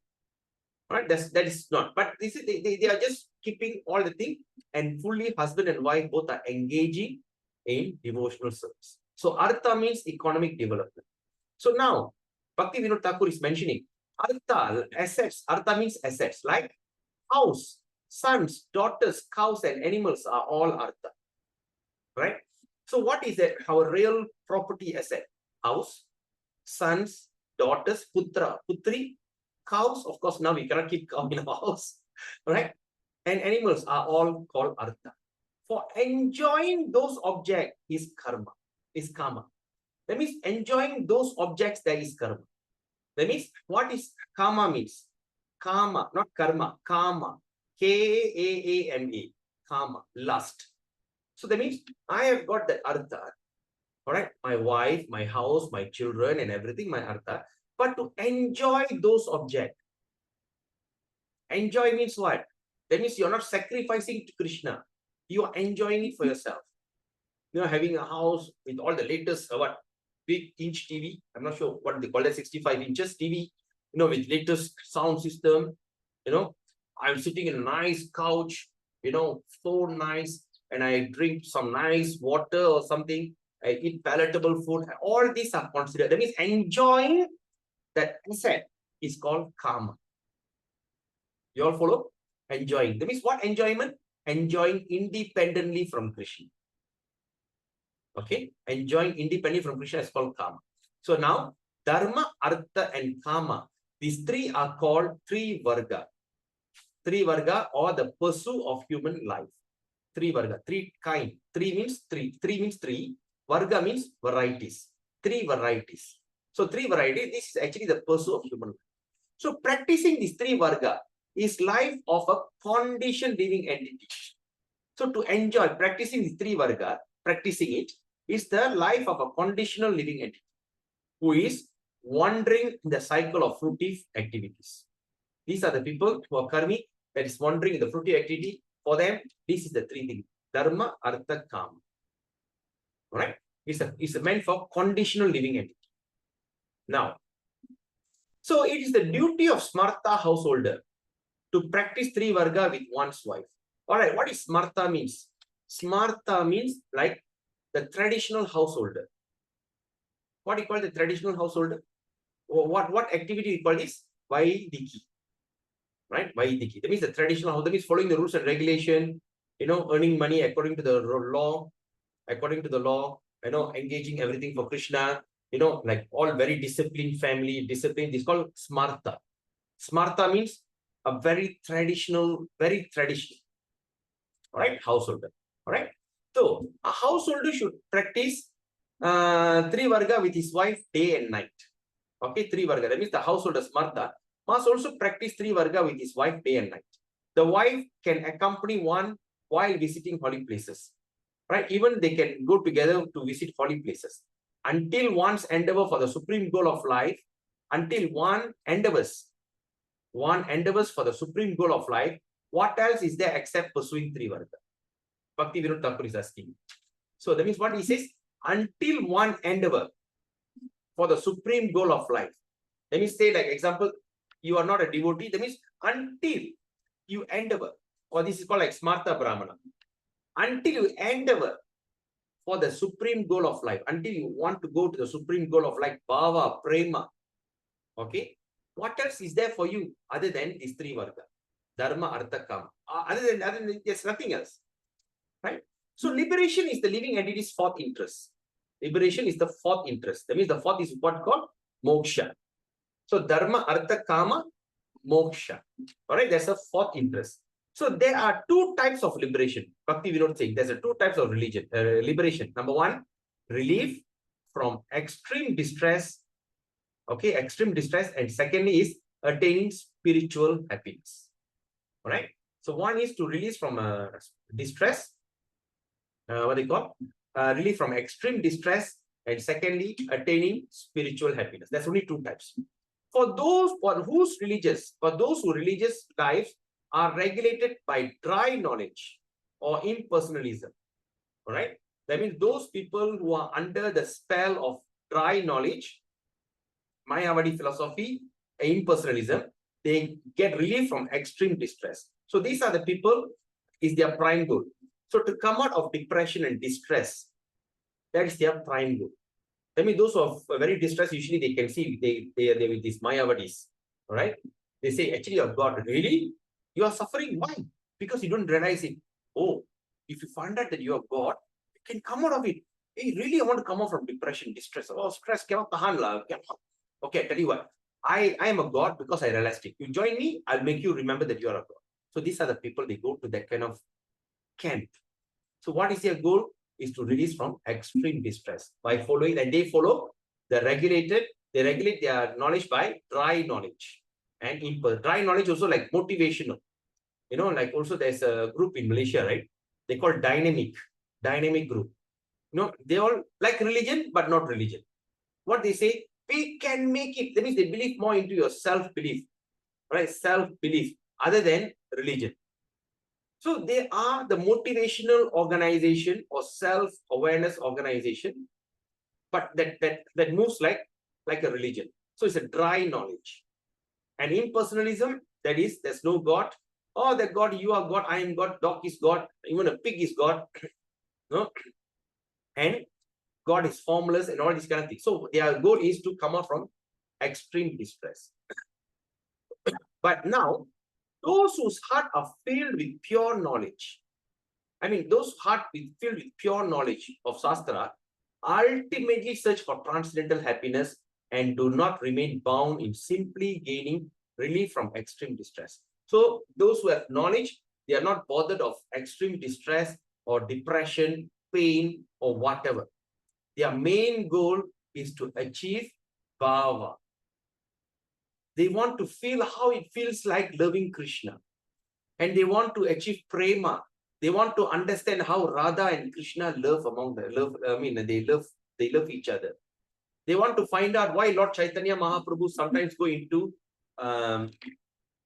what is the thing? He's going to he faint. What is the thing? There's a term. I think Baba, I think. So what is it? Okay, so he go into extreme, excessive prema, then he faint. Right? I want to find out all that. So, but now you're suffering your distress. All that don't care. I have no time to handle all this pain and suffering because I want to achieve my ultimate goal, prema, bhava, and prema. Right? So these are the second kind of people.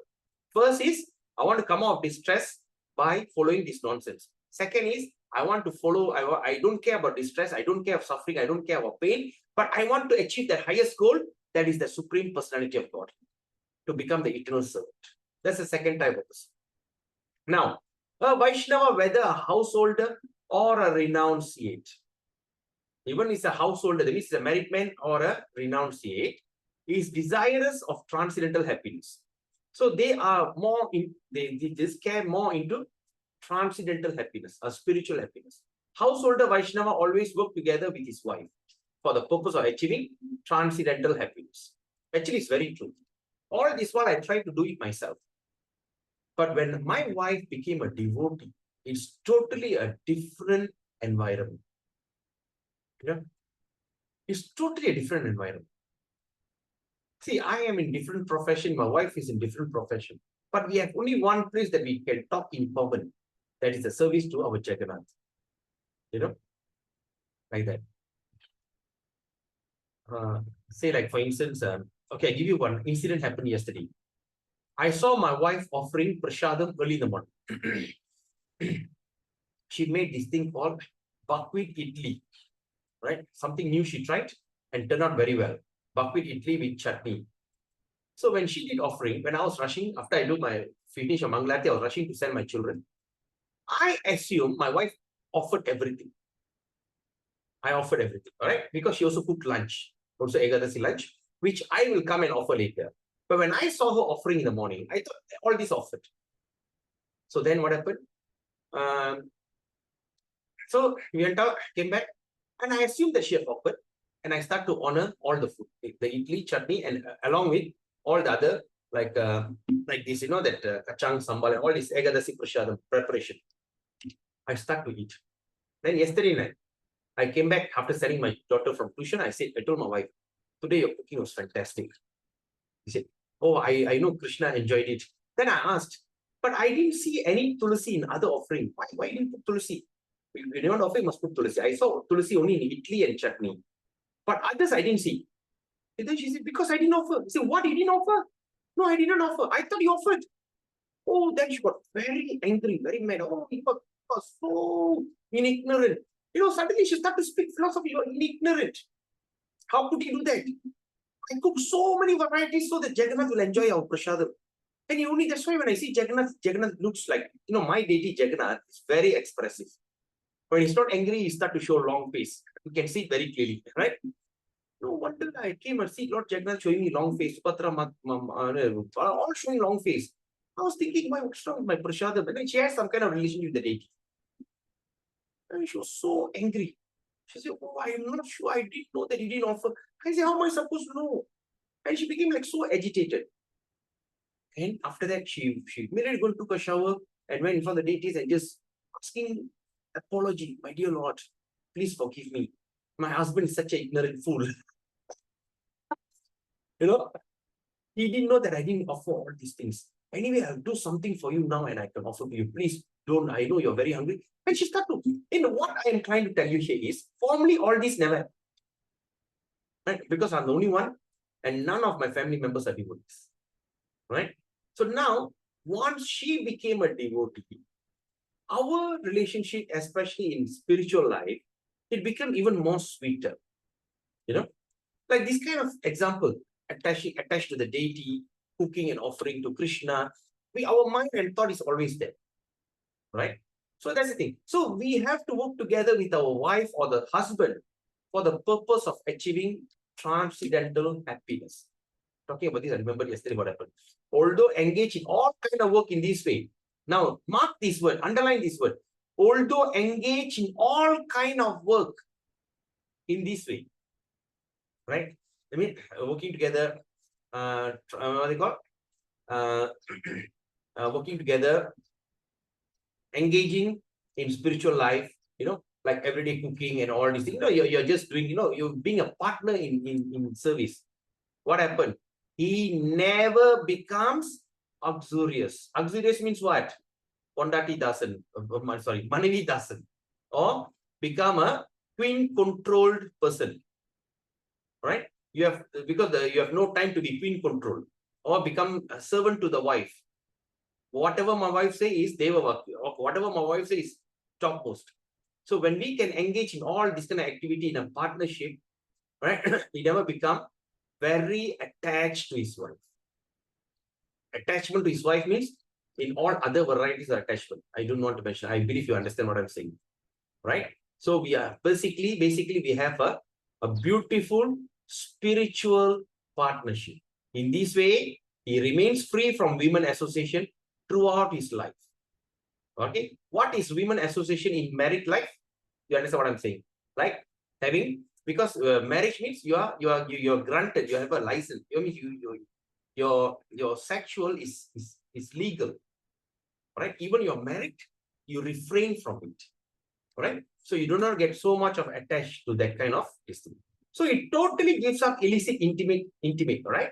It totally gives illicit intimate, speaking with women and with mundane, uxorious mood in illicit association with his wife. All right, now this is what I'm saying. So that means if the wife is so fantastic, so great, when they have such a fantastic partnership, the man will give up illicit intimate speaking. He don't go and roam around with other women. My wife is so terrible, because sometimes I'm telling you this based on my experience in counseling. I ask how it all started. Oh, I just start to send. The girls especially, they say, he start to say that he's suffering. I also feel bad for him. That kind of, because motherly compassion will be used by the men to manipulate the women. And end of the day, illicit affair. Just by speaking, the man will fall. Right? Number one. Number two, also with mundane uxorious mood in illicit association with his wife. Illicit association means what? Like sometimes every moment of time you want to have this kind of sexual relationship. Even the sexual relationship has to be also cultivated in a positive way. There's also a book on Grahastha Ashram, how a Grahastha should live. Okay? That's what in Bhagavad Gita Krishna says, I am sex life. Remember, I am sex life, which is according to the religious principle. Not for fun, not whenever you feel like it. All right? Oh, no, I don't go into. Okay, anyway, so not for fun or not for this. That is just for in respect to have children. Right? You see, animals will have sex just to create puppies, not whimsically. Right? So similarly, there's the same thing a husband and wife should perform. So when both husband and wife are very busy in devotional activity, they have no time for this kind of uxorious mood in illicit association, even with his own wife. In Srimad Bhagavatam 1, Canto 1, chapter 2, text 9 says, all right, chapter 1, text 2, Canto 1, chapter 2, text 9, 10, and 13 and 14 says, Sri Sutta Goswami briefly explained the rules of Grahastha Vaishnava as follows. What? Briefly explain the rules of Grahastha Vaishnava. Dharmasya ya apavargasya narto ratyayo pakalpate nartasya dharmai kantasya kamo labaya hismrta. All occupational engagement are certainly meant for ultimate liberation. That means all occupational engagement by going to work, engaging in devotional service, and all these things, ultimate liberation. They should never be performed for material gain. Furthermore, according to the sages, right? Right? Sages, one who is engaged in ultimate occupation service should never use material gain for cultivation sense gratification. Right? The one who engaged in ultimate occupation, when we are engaging in ultimate occupation, and what is that? Devotional service to Krishna, right? We should never use any material gain. Okay, all the material gain, we should not use it for cultivation sense gratification, right?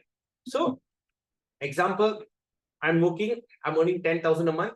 I'm taking the money and I'm renovating my house, creating a very luxury so that I can enjoy. You should not do that. You should dovetail everything to Krishna service. So what is the method that what Prabhupada and what the Vedas are prescribed? Yukta Vairagya. What is Yukta Vairagya means? What? Dovetailing all to the service of the Lord. Simple as that. Right? When we say, oh, it means in other words, oh, I got car. Oh, I think I got a luxury car, right? Say I got a good car, Mercedes. Should I give up and drive Kanchil? No. okay, I got these kind of things. Should I use it? No. I'm living in a luxury house. Should I give it up and go into a hut or just get into a normal terrace house? No. What Krishna says, we have learned that before.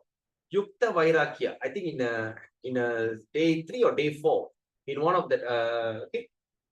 Atyahara Prayasa. Atyahara means over endeavoring. Yes, Atyahara, under the first title, Atyahara. Alright? Atyahara means what? Don't over endeavor. But whatever things that you have, use it for Krishna. That's called Yukta Vairagya. So that's what because in modern world, that's what is the best thing. You have a Mercedes, use it for Krishna. You got a big luxury house, invite people and have program in your house. You know, when at least people want to come to your house just to see your house. Can you come to my house? I'm having a prayer. Definitely. Come there. They want to come. They come and sit in your house, and you start to engage them in devotional service. Right? Like what they call? What is it? Bhakti Vriksha. Bhakti Vriksha. That means you're saying people around your taman, invite them to your house, and just have a small religious gathering, and cook some simple prashadam. Allow them, give them opportunity to chant the Hare Krishna Mahamantra. And after they chant the Hare Krishna Mahamantra, and give them a little prashadam. If it's conducive, if it's not conducive, like my house is not conducive, okay? If it's not conducive, you can do elsewhere. Like for instance, now we have started this Namahat. In Ipoh Namahat Center, it is exactly in the heart of Chinese and Indian settlement, right? So sooner or later, we're going to cultivate and we're going to convert that place to Chinese preaching center. So we create that. So that we can create a place, that means we invite them. That means who gave that place? A doctor down there, Dr. Prema gave us the place. So that is called devotion. That means it's called Yukta Vairagya. She said, I can rent it out. That place is a prime area. It was formerly a legal firm up there. If she only put for rent, I'm not surprised within 1 hour, somebody will follow up and find out about the place. I'm not surprised. It's that strategic. And yet she gave it to us. And she said, keep it as long as you want. Right? There's no time frame. Keep it as long as you want. Like that. She just gave. That's called Yukta Vairagya. So use our material gain for the service of Krishna. But if you're going to use it for sense gratification, it is not prohibited. Then, Kamasya Nendriya Pritir Labo Jiveta Yavata. Jivasya Tattva Jignasa Narto Yascheha Karmavi. Life's desire should never be directed. That means life desire should never be directed towards sense gratification. Right? Should not be directed to sense gratification. Okay, to enjoy your senses. One should desire only for healthy life. Actually, that's the only desire a man should have. Right? I must have a healthy life. Or self-preservation. Since human beings are meant for inquiry about the absolute truth, nothing else should be the goal of one's work. Ata pumbir dvijashrista varnashrama vibhagasha shvanustitasya dharmasya shankshittirt haritosanam. Oh, best among twice born, it is therefore concluded that the highest perfection one can achieve by discharging one's duty prescribed for one's own occupation according to the caste division and orders applies to personality of Godhead. So what does that mean? So best among the twice, therefore concluded, that means the conclusion is, what is the highest perfection? The highest perfection can be achieved by discharging the duty that is prescribed according to one's own occupation, according to your own occupation, according to caste division. So this caste division means what? So what is your caste by nature? Say like I am goldsmith, example, I'm pattar. So I should perform the duty as the goldsmith. Right? I am a, what they call, say like I am according to, I am a cook, right? So that's your prescribed duty. Okay, there's a prescribed duty. So what that is, in other words, that's consider your natural duty, right? A natural duty. So that means you love to cook and you cook according to your, because Krishna has given you. Like my natural duty is not to do puja, not to cook in the kitchen. I cannot do this both. That's why my Guru Maharaj realized that. He said, just do this and nothing else. Distributing books, preaching, cultivating new devotees. And I'm doing this as my natural duty.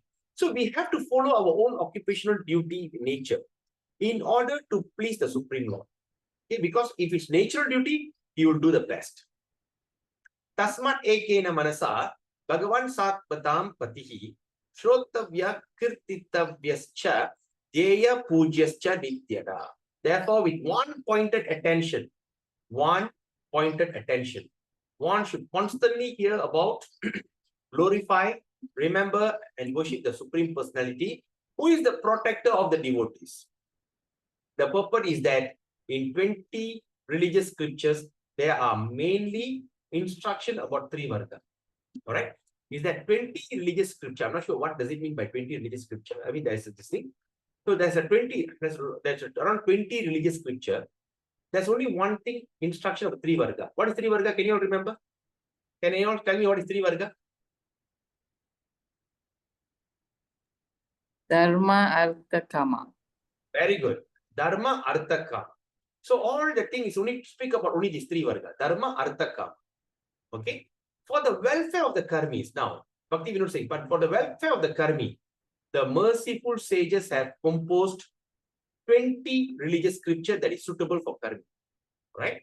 So that means there are 20 religious scripture that mainly speak about dharma, artha, karma. Okay. And for their welfare, the merciful sages compose 20 religious scriptures that are suitable for them.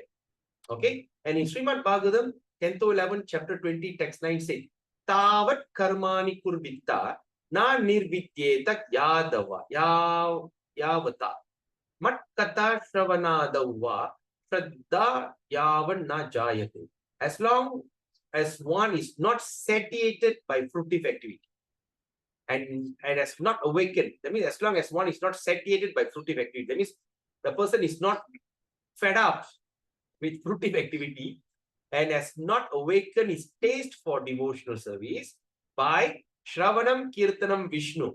Shravanam Kirtanam Vishnu, one has to act according to regulative principle of the Vedic injunction. Right? When as long as people are still not fed up, they still want more, and the taste for devotion is not created, they have to follow regulative principle from the Vedic injunction. Because if you don't follow the regulative principle, you will act whimsically. Imagine if you can earn 100,000 a month or you're a multi-millionaire. So now the thing is, if you are a multi-millionaire, what can you do with the money? You got so much of money. What can you do? If you are a religious person, you have self-control. When people say, hey, you're paying so much of tax, don't enjoy yourself. No. I rather pay tax, but I am a religious person. I wake up very early in the morning. You see, all the people wake up very early in the morning, like my cousin, my uncles, all wake up at 4. And of course, they go for a walk and everything. So they wake up early in the morning. Right? They work and they keep everything within them. Right? Then they engage in, they go to temple, they whatever money, they are very disciplined, even though they are millionaires.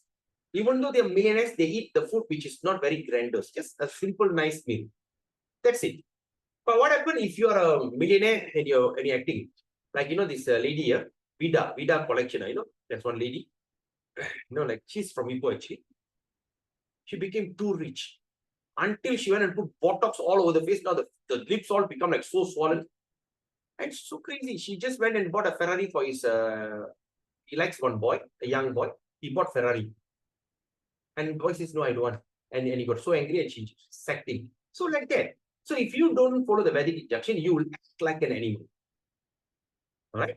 So that's the thing. So we have to act according to the regulative principle to regulate all that this thing. So for the karmi mentioned by the Lord in this verse, 3 varga is only prescribed occupation. Right? It's only a prescribed. Those who have become indifferent and attain jnana,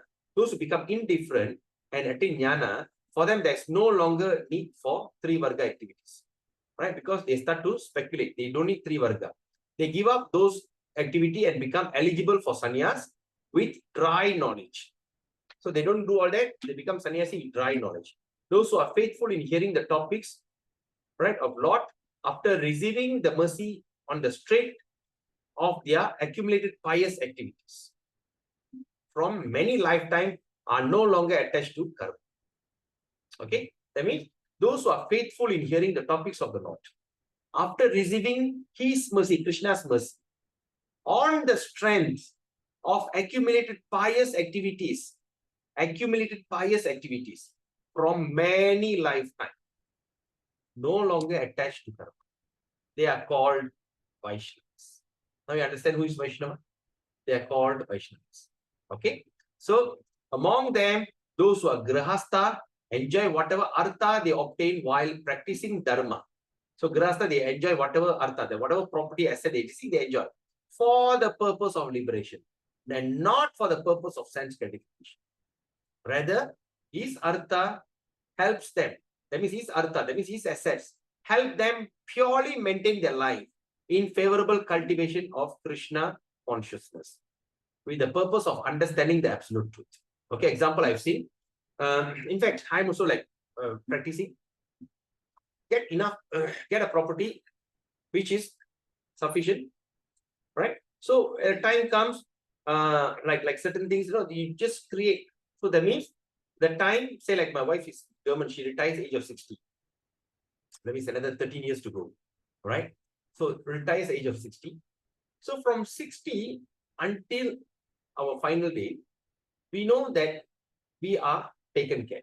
We do not need to endeavor for money and everything. So we can engage in full devotional service. That means all the artha, all the properties that we accumulate is actually meant to maintain our life. Okay, like the day there's one devotee, Chinese devotee in Ipoh. She was telling she plans to go to what they call a Spring Hill in Sramban. All right, there's the place is by Bhakti Mukunda Maharaj. His Holiness Bhakti Mukunda Maharaj, and she says she wants to go and stay there. Right, she wants to stay there. I tell if you want to go and stay there, go ahead. No, you're old. Just go and serve full time, lah. So she says she wants to stay there, and it seems that place they got a hut. They can even rent a place. So she's telling she want to rent a house in Ipoh. She want to give it away a rental. So I think she get around 600-700 ringgit rental, and she wants to take the rental and pay the rental there and serve full time. So that's supposed to be the thing. The artha that we should have is sufficient just to maintain our life, not to get so much attached and so not to get so much entangled, right? So as what Sanatan Goswami, Bhakti Rupa Goswami did, 50% of the property give it to Vaishnava for the cultivation of spiritual life. 25% give to the relatives. 25% they keep for themselves for emergency, right? Emergency. So the same thing. So whatever property asset that we have, divide it into among your children, give it away for the cultivation, further cultivation, all right? Because the society need to grow cultivation, and keep some for yourself and go and settle down in Vrindavan or Mayapur, right? Just enough. Do not need to think about earning money, because when you don't have sense gratification, that means you got nowhere to spend your money. You see your money will be kept in your wallet. Hey, how come my money is not finishing here? Because you got no wastage, right? So in these, the difference between karma and spiritual activity can be seen. We can see, right? Karma, and we can see. Therefore, to attain the mercy of the Lord, a Grihastha Vaishnava should accept a division of Varna Ashrama, and along with his wife practice Dharma, Artha, Kama, and Moksha in order to maintain his life. Okay, we have to follow, right? Whenever his house becomes unfavorable for this purpose, he should give it up out of disgust. So if the thing doesn't work that way, he should give it up out of disgust. Thus, by properly, okay, out of disgust means what? Right? That means if the thing doesn't work that way, he should give it up. Give up and do what? Marry a second one? No. Give up everything, become full-time devotee. Go to Mayapur, go to Vrindavan. Surrender. All right? Discuss. Okay? But of course, this is all meant for practicing this thing. But when we are starting new, we are only devotee in this very life. We're not sure about what previous life we've done. So what we should do? We should somehow or other cultivate. Pray to Krishna, pray to Prabhupada. You know, please kindly make my wife, make my husband, make my children devotee. Right? We should endeavor for that. Right? But if nothing works, then we should give it up out of disgust after prolonged effort. But in order to do that, you also must be first-class devotee. Not simply, I fed up with my wife, I fed up with my husband, divorce. Don't take this statement wrongly. Again, let me repeat. Don't take this statement wrongly. Many people will make a wrong idea from this statement. This statement is only meant if you are first-class devotee and your spouse is not favorable at all. If you are half past 6 devotee, this is not meant for you. So you should work together with your spouse to create a harmonious environment in your family by praying to Krishna and Prabhupada. Because some or other, if your spouse becomes a devotee, your house will become heaven. This is the property. This is by properly performing the activities of three varga. Okay, a grasta will give up the family. The next step, you have to go to vanaprastha. What is vanaprastha means? You have to go and live in a solitude. You have to live in an ashram. You have to live a simple life. Right? They have start to wear saffron. Right? So after vanaprastha, after perfected vanaprastha, then at last they can go on a renounce order. They take sannyas. Right? Not grasta, give up one and marry another one. That is not the idea. So grasta Vaishnava character becomes pure. With such pure characteristic, he should hear, chant, and remember the names, forms, qualities, and pastimes of the Lord with full surrender. Right? His wife should also endeavor for spiritual perfection and with the help of subordinate women such as the sister and daughter. Okay? So that means the wife also should endeavor for spiritual perfection and also with the help of subordinate women. That means her subordinate, such as like a sister, like a daughter, and all these things. So the wife or the mother is the one who cultivates, right, the daughters, right? When my wife became devotee, some or other, my daughter became a devotee. And when my mother became a devotee, she started to cultivate her older sister to become a devotee, chant Hare Krishna and all this. So it works that way. So there's no illicit conduct in this. There's no illicit conduct in this. So there will be not any association with women. Therefore, whether one is a householder or a renunciate, all practitioners should totally give up the association of women, right? Women, right? The devotees should carefully give up the above mentioned sangha in the form of association. All right? So we are talking about it. So now the conclusion of this is simple. If the devotee, if the women cannot don't become a devotee, it's going to create attachment.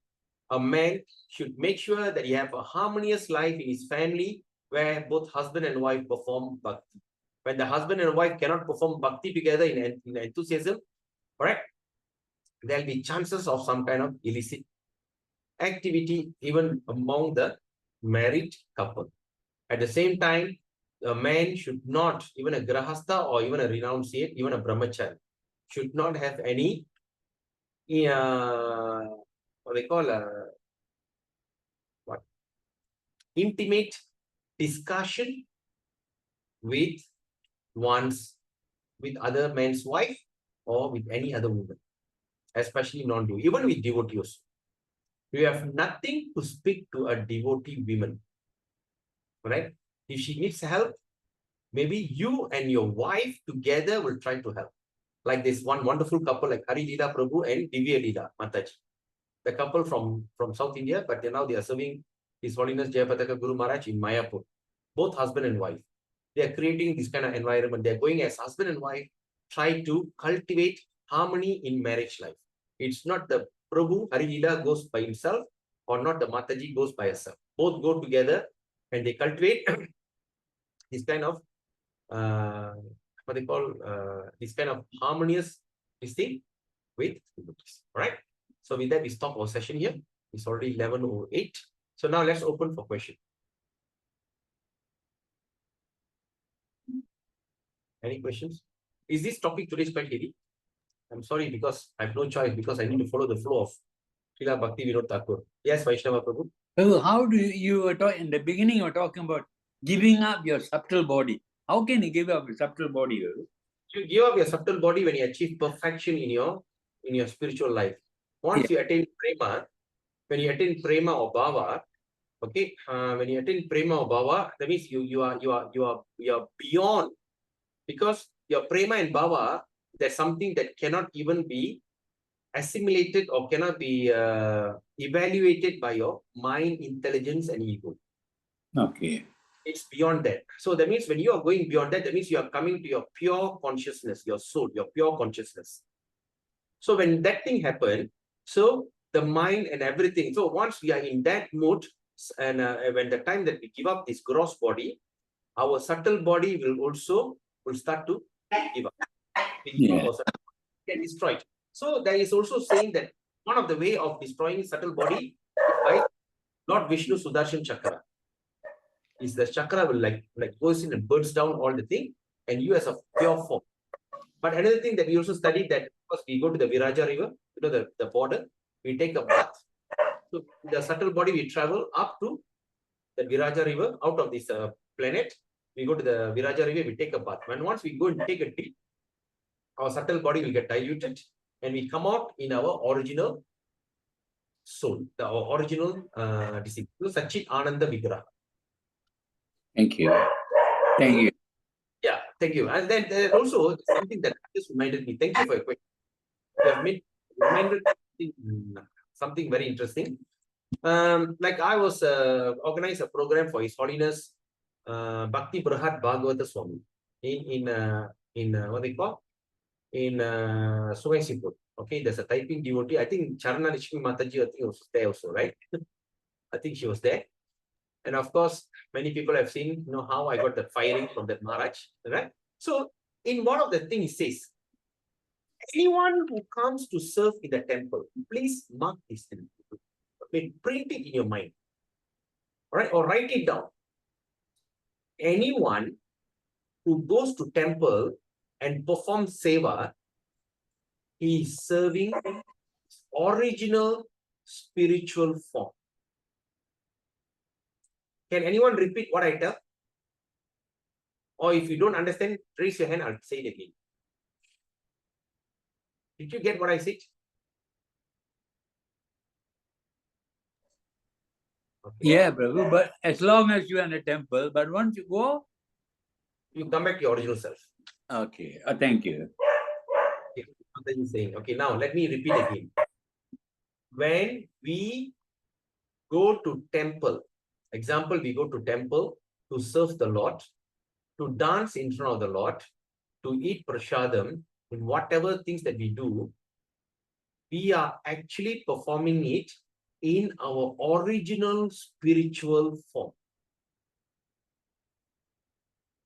That's why sometimes we can go into ecstasy, sometimes it's original spirit. That means when we go to temple, we are serving in our original spiritual form, the original form in Goloka Vrindam.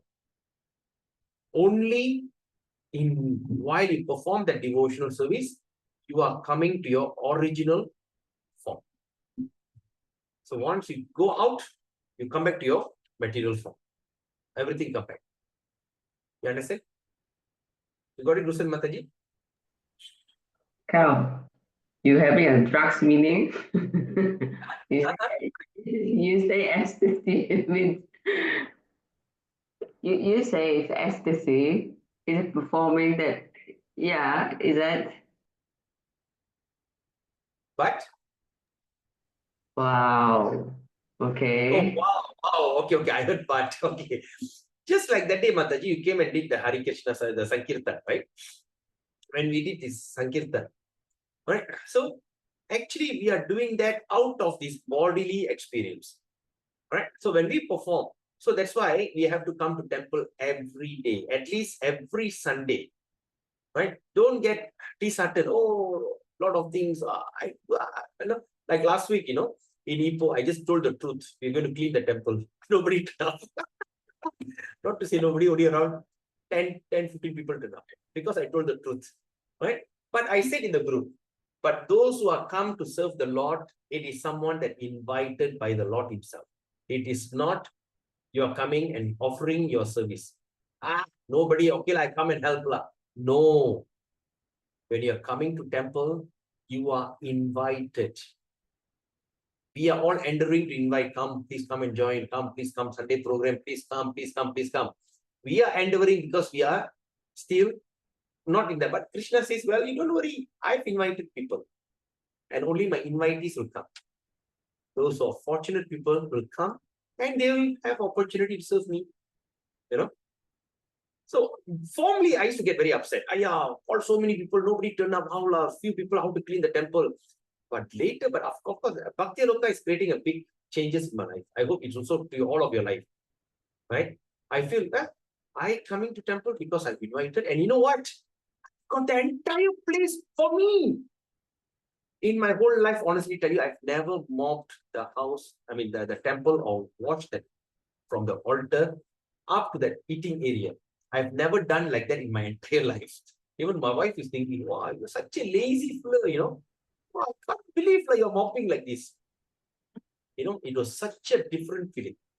Right? So like that. So that means when we are going to the temple to serve, we are not serving in our gross body. We are serving in our spiritual form. Right? So we have to keep revealing our spiritual form many times until Krishna starts to feel, hey, look at this Musun Chang. Who knows? She's a Manjari or Saki. Oh, yes. Bring her back. You know, it happens. Okay, Mataji? Yeah, understand. Yeah. Dancing in the Yes, dancing, Mataji? dancing in front of the, but I think a lot of people thinks they already created the Vaikunta in the house. I we visited. Oh, they all think they create Vaikunta at home, don't want to come to temple. Yes. No, but you must understand, Vaikunta also is not one-man show. Right? Vaikunta means they have all the 33 million devas in their original form, like Lord Shiva in Vaikunta is called Sada Siva. Lord Ganapati, Ganesh is called as what? Vakreshwara. Vakri is a commander-in-chief of Vishnu army. You know, like Lord Kartikeya in Achyuta. Achyuta Sati. They have all the 33 million devas. Okay, I give you this example. Chintamani Pragara Satmasu Kalpa Vriksha, Lakshavritesu Surabir Abhipalayantam, Lakshmi, Sahasra, thousands of Lakshmi, servants, Sabrahma Seva Manam. All the thousands of people are there, gathered, assembled there in the mood of serving the Lord. Right? Many people think, oh, I got my deity in the house, or I got the practice in my house. No, it doesn't work that way. Why Prabhupada created that? Of course, the real idea is to sit in an isolated place and chant Hare Krishna. But that also once you come to that level of ecstatic, you come to that level. But until then, Srila Prabhupada created this temple. Remember, we have read that in our text 3 or text 4. The purpose behind creating ISKCON. So that all the devotees can have an association of a pure devotee, all the Sangha, right? Jana Sangha. Under the Jana Sangha, we have spoke about it. So all the devotees can come, they can get together, they can have satsanga, they can have sing, they can chant, they can glorify in a congregation chanting. Right? And through that, a person who are coming for a first time, they see, oh, so much of congregation, they also join.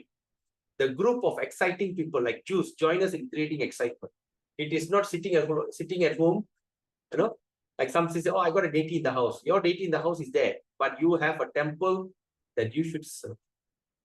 Because Prabhupada built the temple for every one of us to live. And secondly, we need to go to temple so that we can become the host. There'll be a lot of guests will be coming to our place. So we have to invite them, we have to usher them inside, explain to them. It is also a preaching opportunity. You know, they won't come to your house, right? Or you don't invite strangers. No, you just don't randomly advertise your house address to everyone. Do you do that? You take your house address, I'm living in this Taman. Anyone feel free to come to my house. Ding dong, you'll be wondering, who's this? Who are you? Well, you don't even dare. But temple is open area.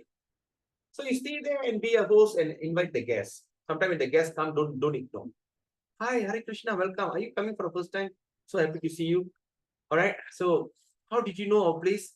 Online, social media, or oh no, I heard about it. Okay, very nice. Anyway, we came on a right time because we are just going to start our party. What party? We're just going to sing some live song and we're going to look at the mridanga drum and all the things. We're going to play and we're going to sing. Oh, really? Yes. And after that, we're going to speak about Bhagavad Gita. Stay tuned. Don't run away. I hope you're not rushing. Oh, I'm rushing. Come on. It's a rare thing that you're here. After you're here, just enjoy everything. I promise you, you will never regret. And this Sunday is going to be the best Sunday in your life. Take my word. Okay. Because when you are insisting, they cannot say no. Yeah, okay, the husband, okay, fine. Is it okay with you, Mr. So-and-so? Can you allow you and your wife to stay here? And look at your children, so nice children. Let them have fun. You know, why are you stopping them from having fun? Okay, they come and sit down. But after that, what else? We got a feast prepared for you. Feast? Vurundu. We got 10, 15 items cooked. Very big feast. I can't just suddenly come and eat. Don't worry. We cook for people like you. You know what? Krishna invite people. The Lord is inviting the people, come here and have fun. Do you know he didn't come here randomly? You are invited by the Lord. Right? Don't feel anything. No, I feel paisa. Okay, can you just give us a 10 ringgit donation? And you don't just forget about it. Then she'll be fine. Okay, no problem. Then after that, they attend the class, they sing. Oh, you know, talking about clapping, I want to remind you about something that I did a few days ago. When you come to temple, please clap and sway. Okay, at least you cannot sway, at least clap. Because you know why? When you clap, when you sing bhajan, all the karma is like pigeon. You know, when you go to the bird, there's a pigeon. Like in Bhaktiyaloka, you just pop, all the bird will fly away. Right? When you clap, when you sing, all the karma reaction will fly away. That's in Harinam. We will study that. At the same time, those who are not clapping, the bird will come and sit on your head. Make sure you're in the temple, clap, dance, at least. Don't stay one place and just stand like an idol. Hare Krishna, like that. So when the bird sees, oh, this particular person is very peaceful, let us all sit on his head.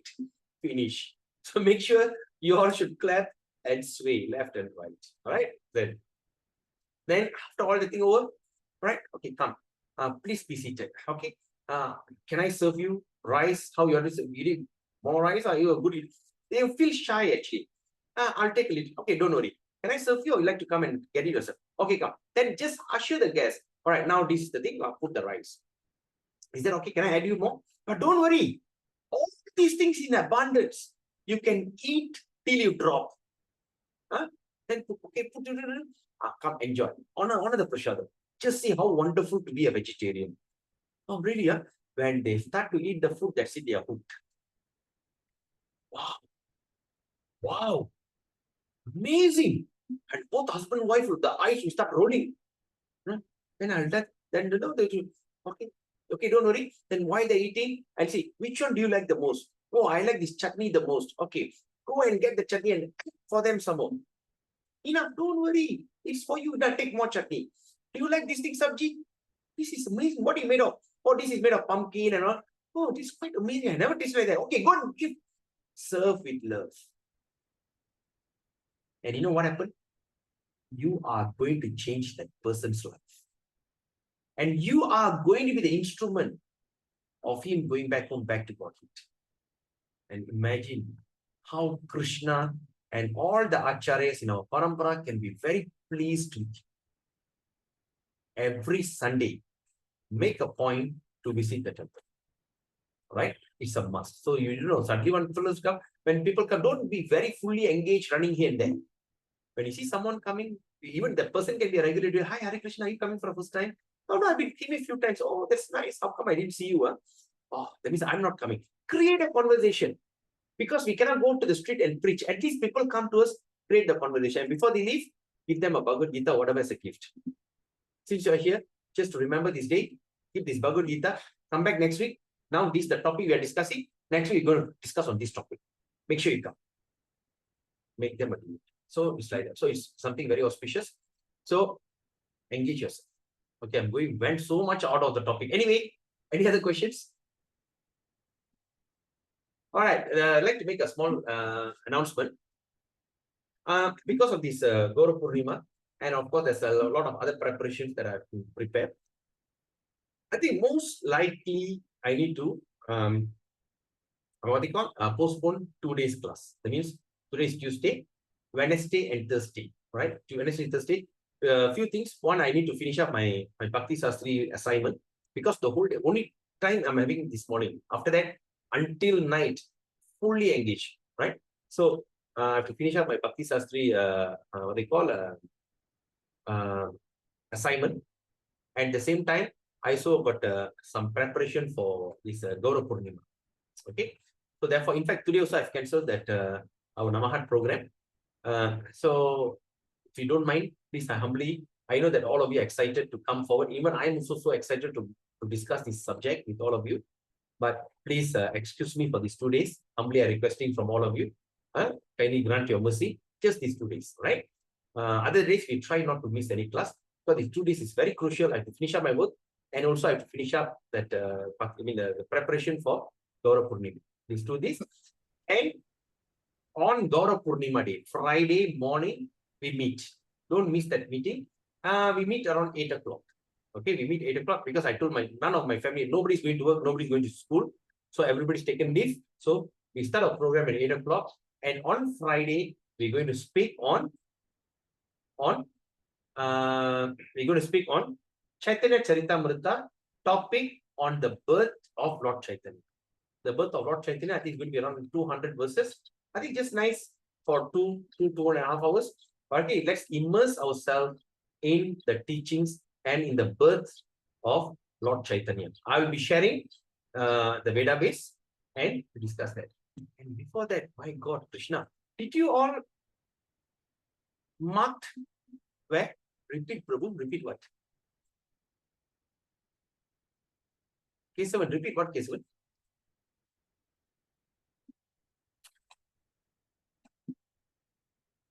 Are you there? I didn't notice your message. Repeat. Yes, Prabhu. You said repeat. Repeat what?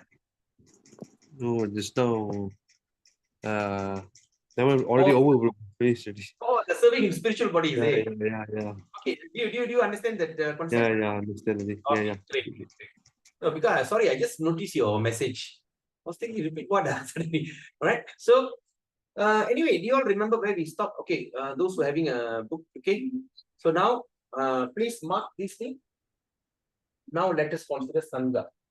Vaishya stories estimate that many persons like the provision except not follow apply like monkeys. Maybe householder, application engagement. All right. Should give up the discuss agreement also with the householder. Right. Then now let's consider Sangha in the form of attachment. Is it? Okay. Right. Please mark your. Let's consider. Now let's consider Sangha.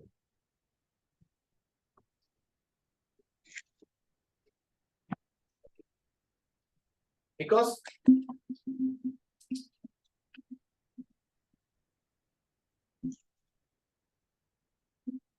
okay.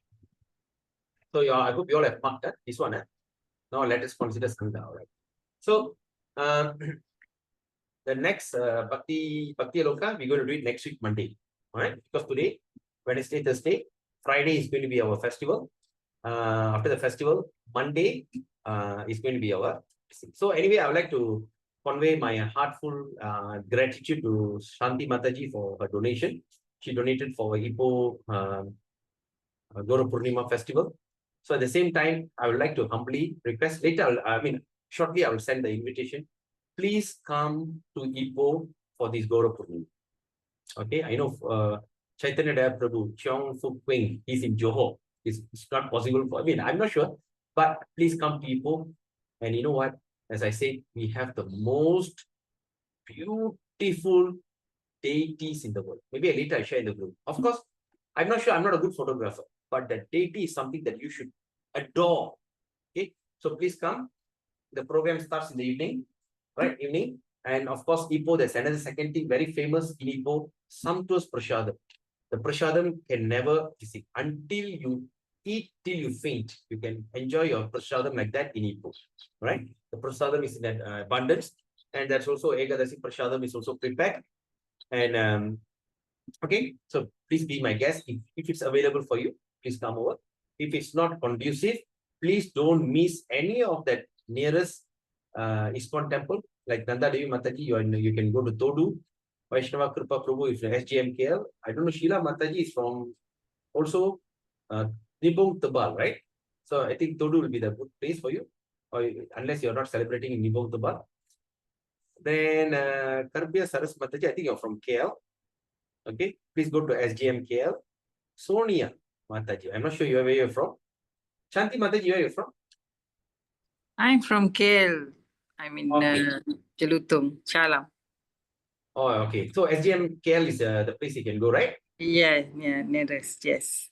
So don't miss that. Thank you. Thanks for when I feel shy, I just gave a little bit of the donation. That's all. Nothing about it. Mataji, even one, it doesn't matter how much money we give.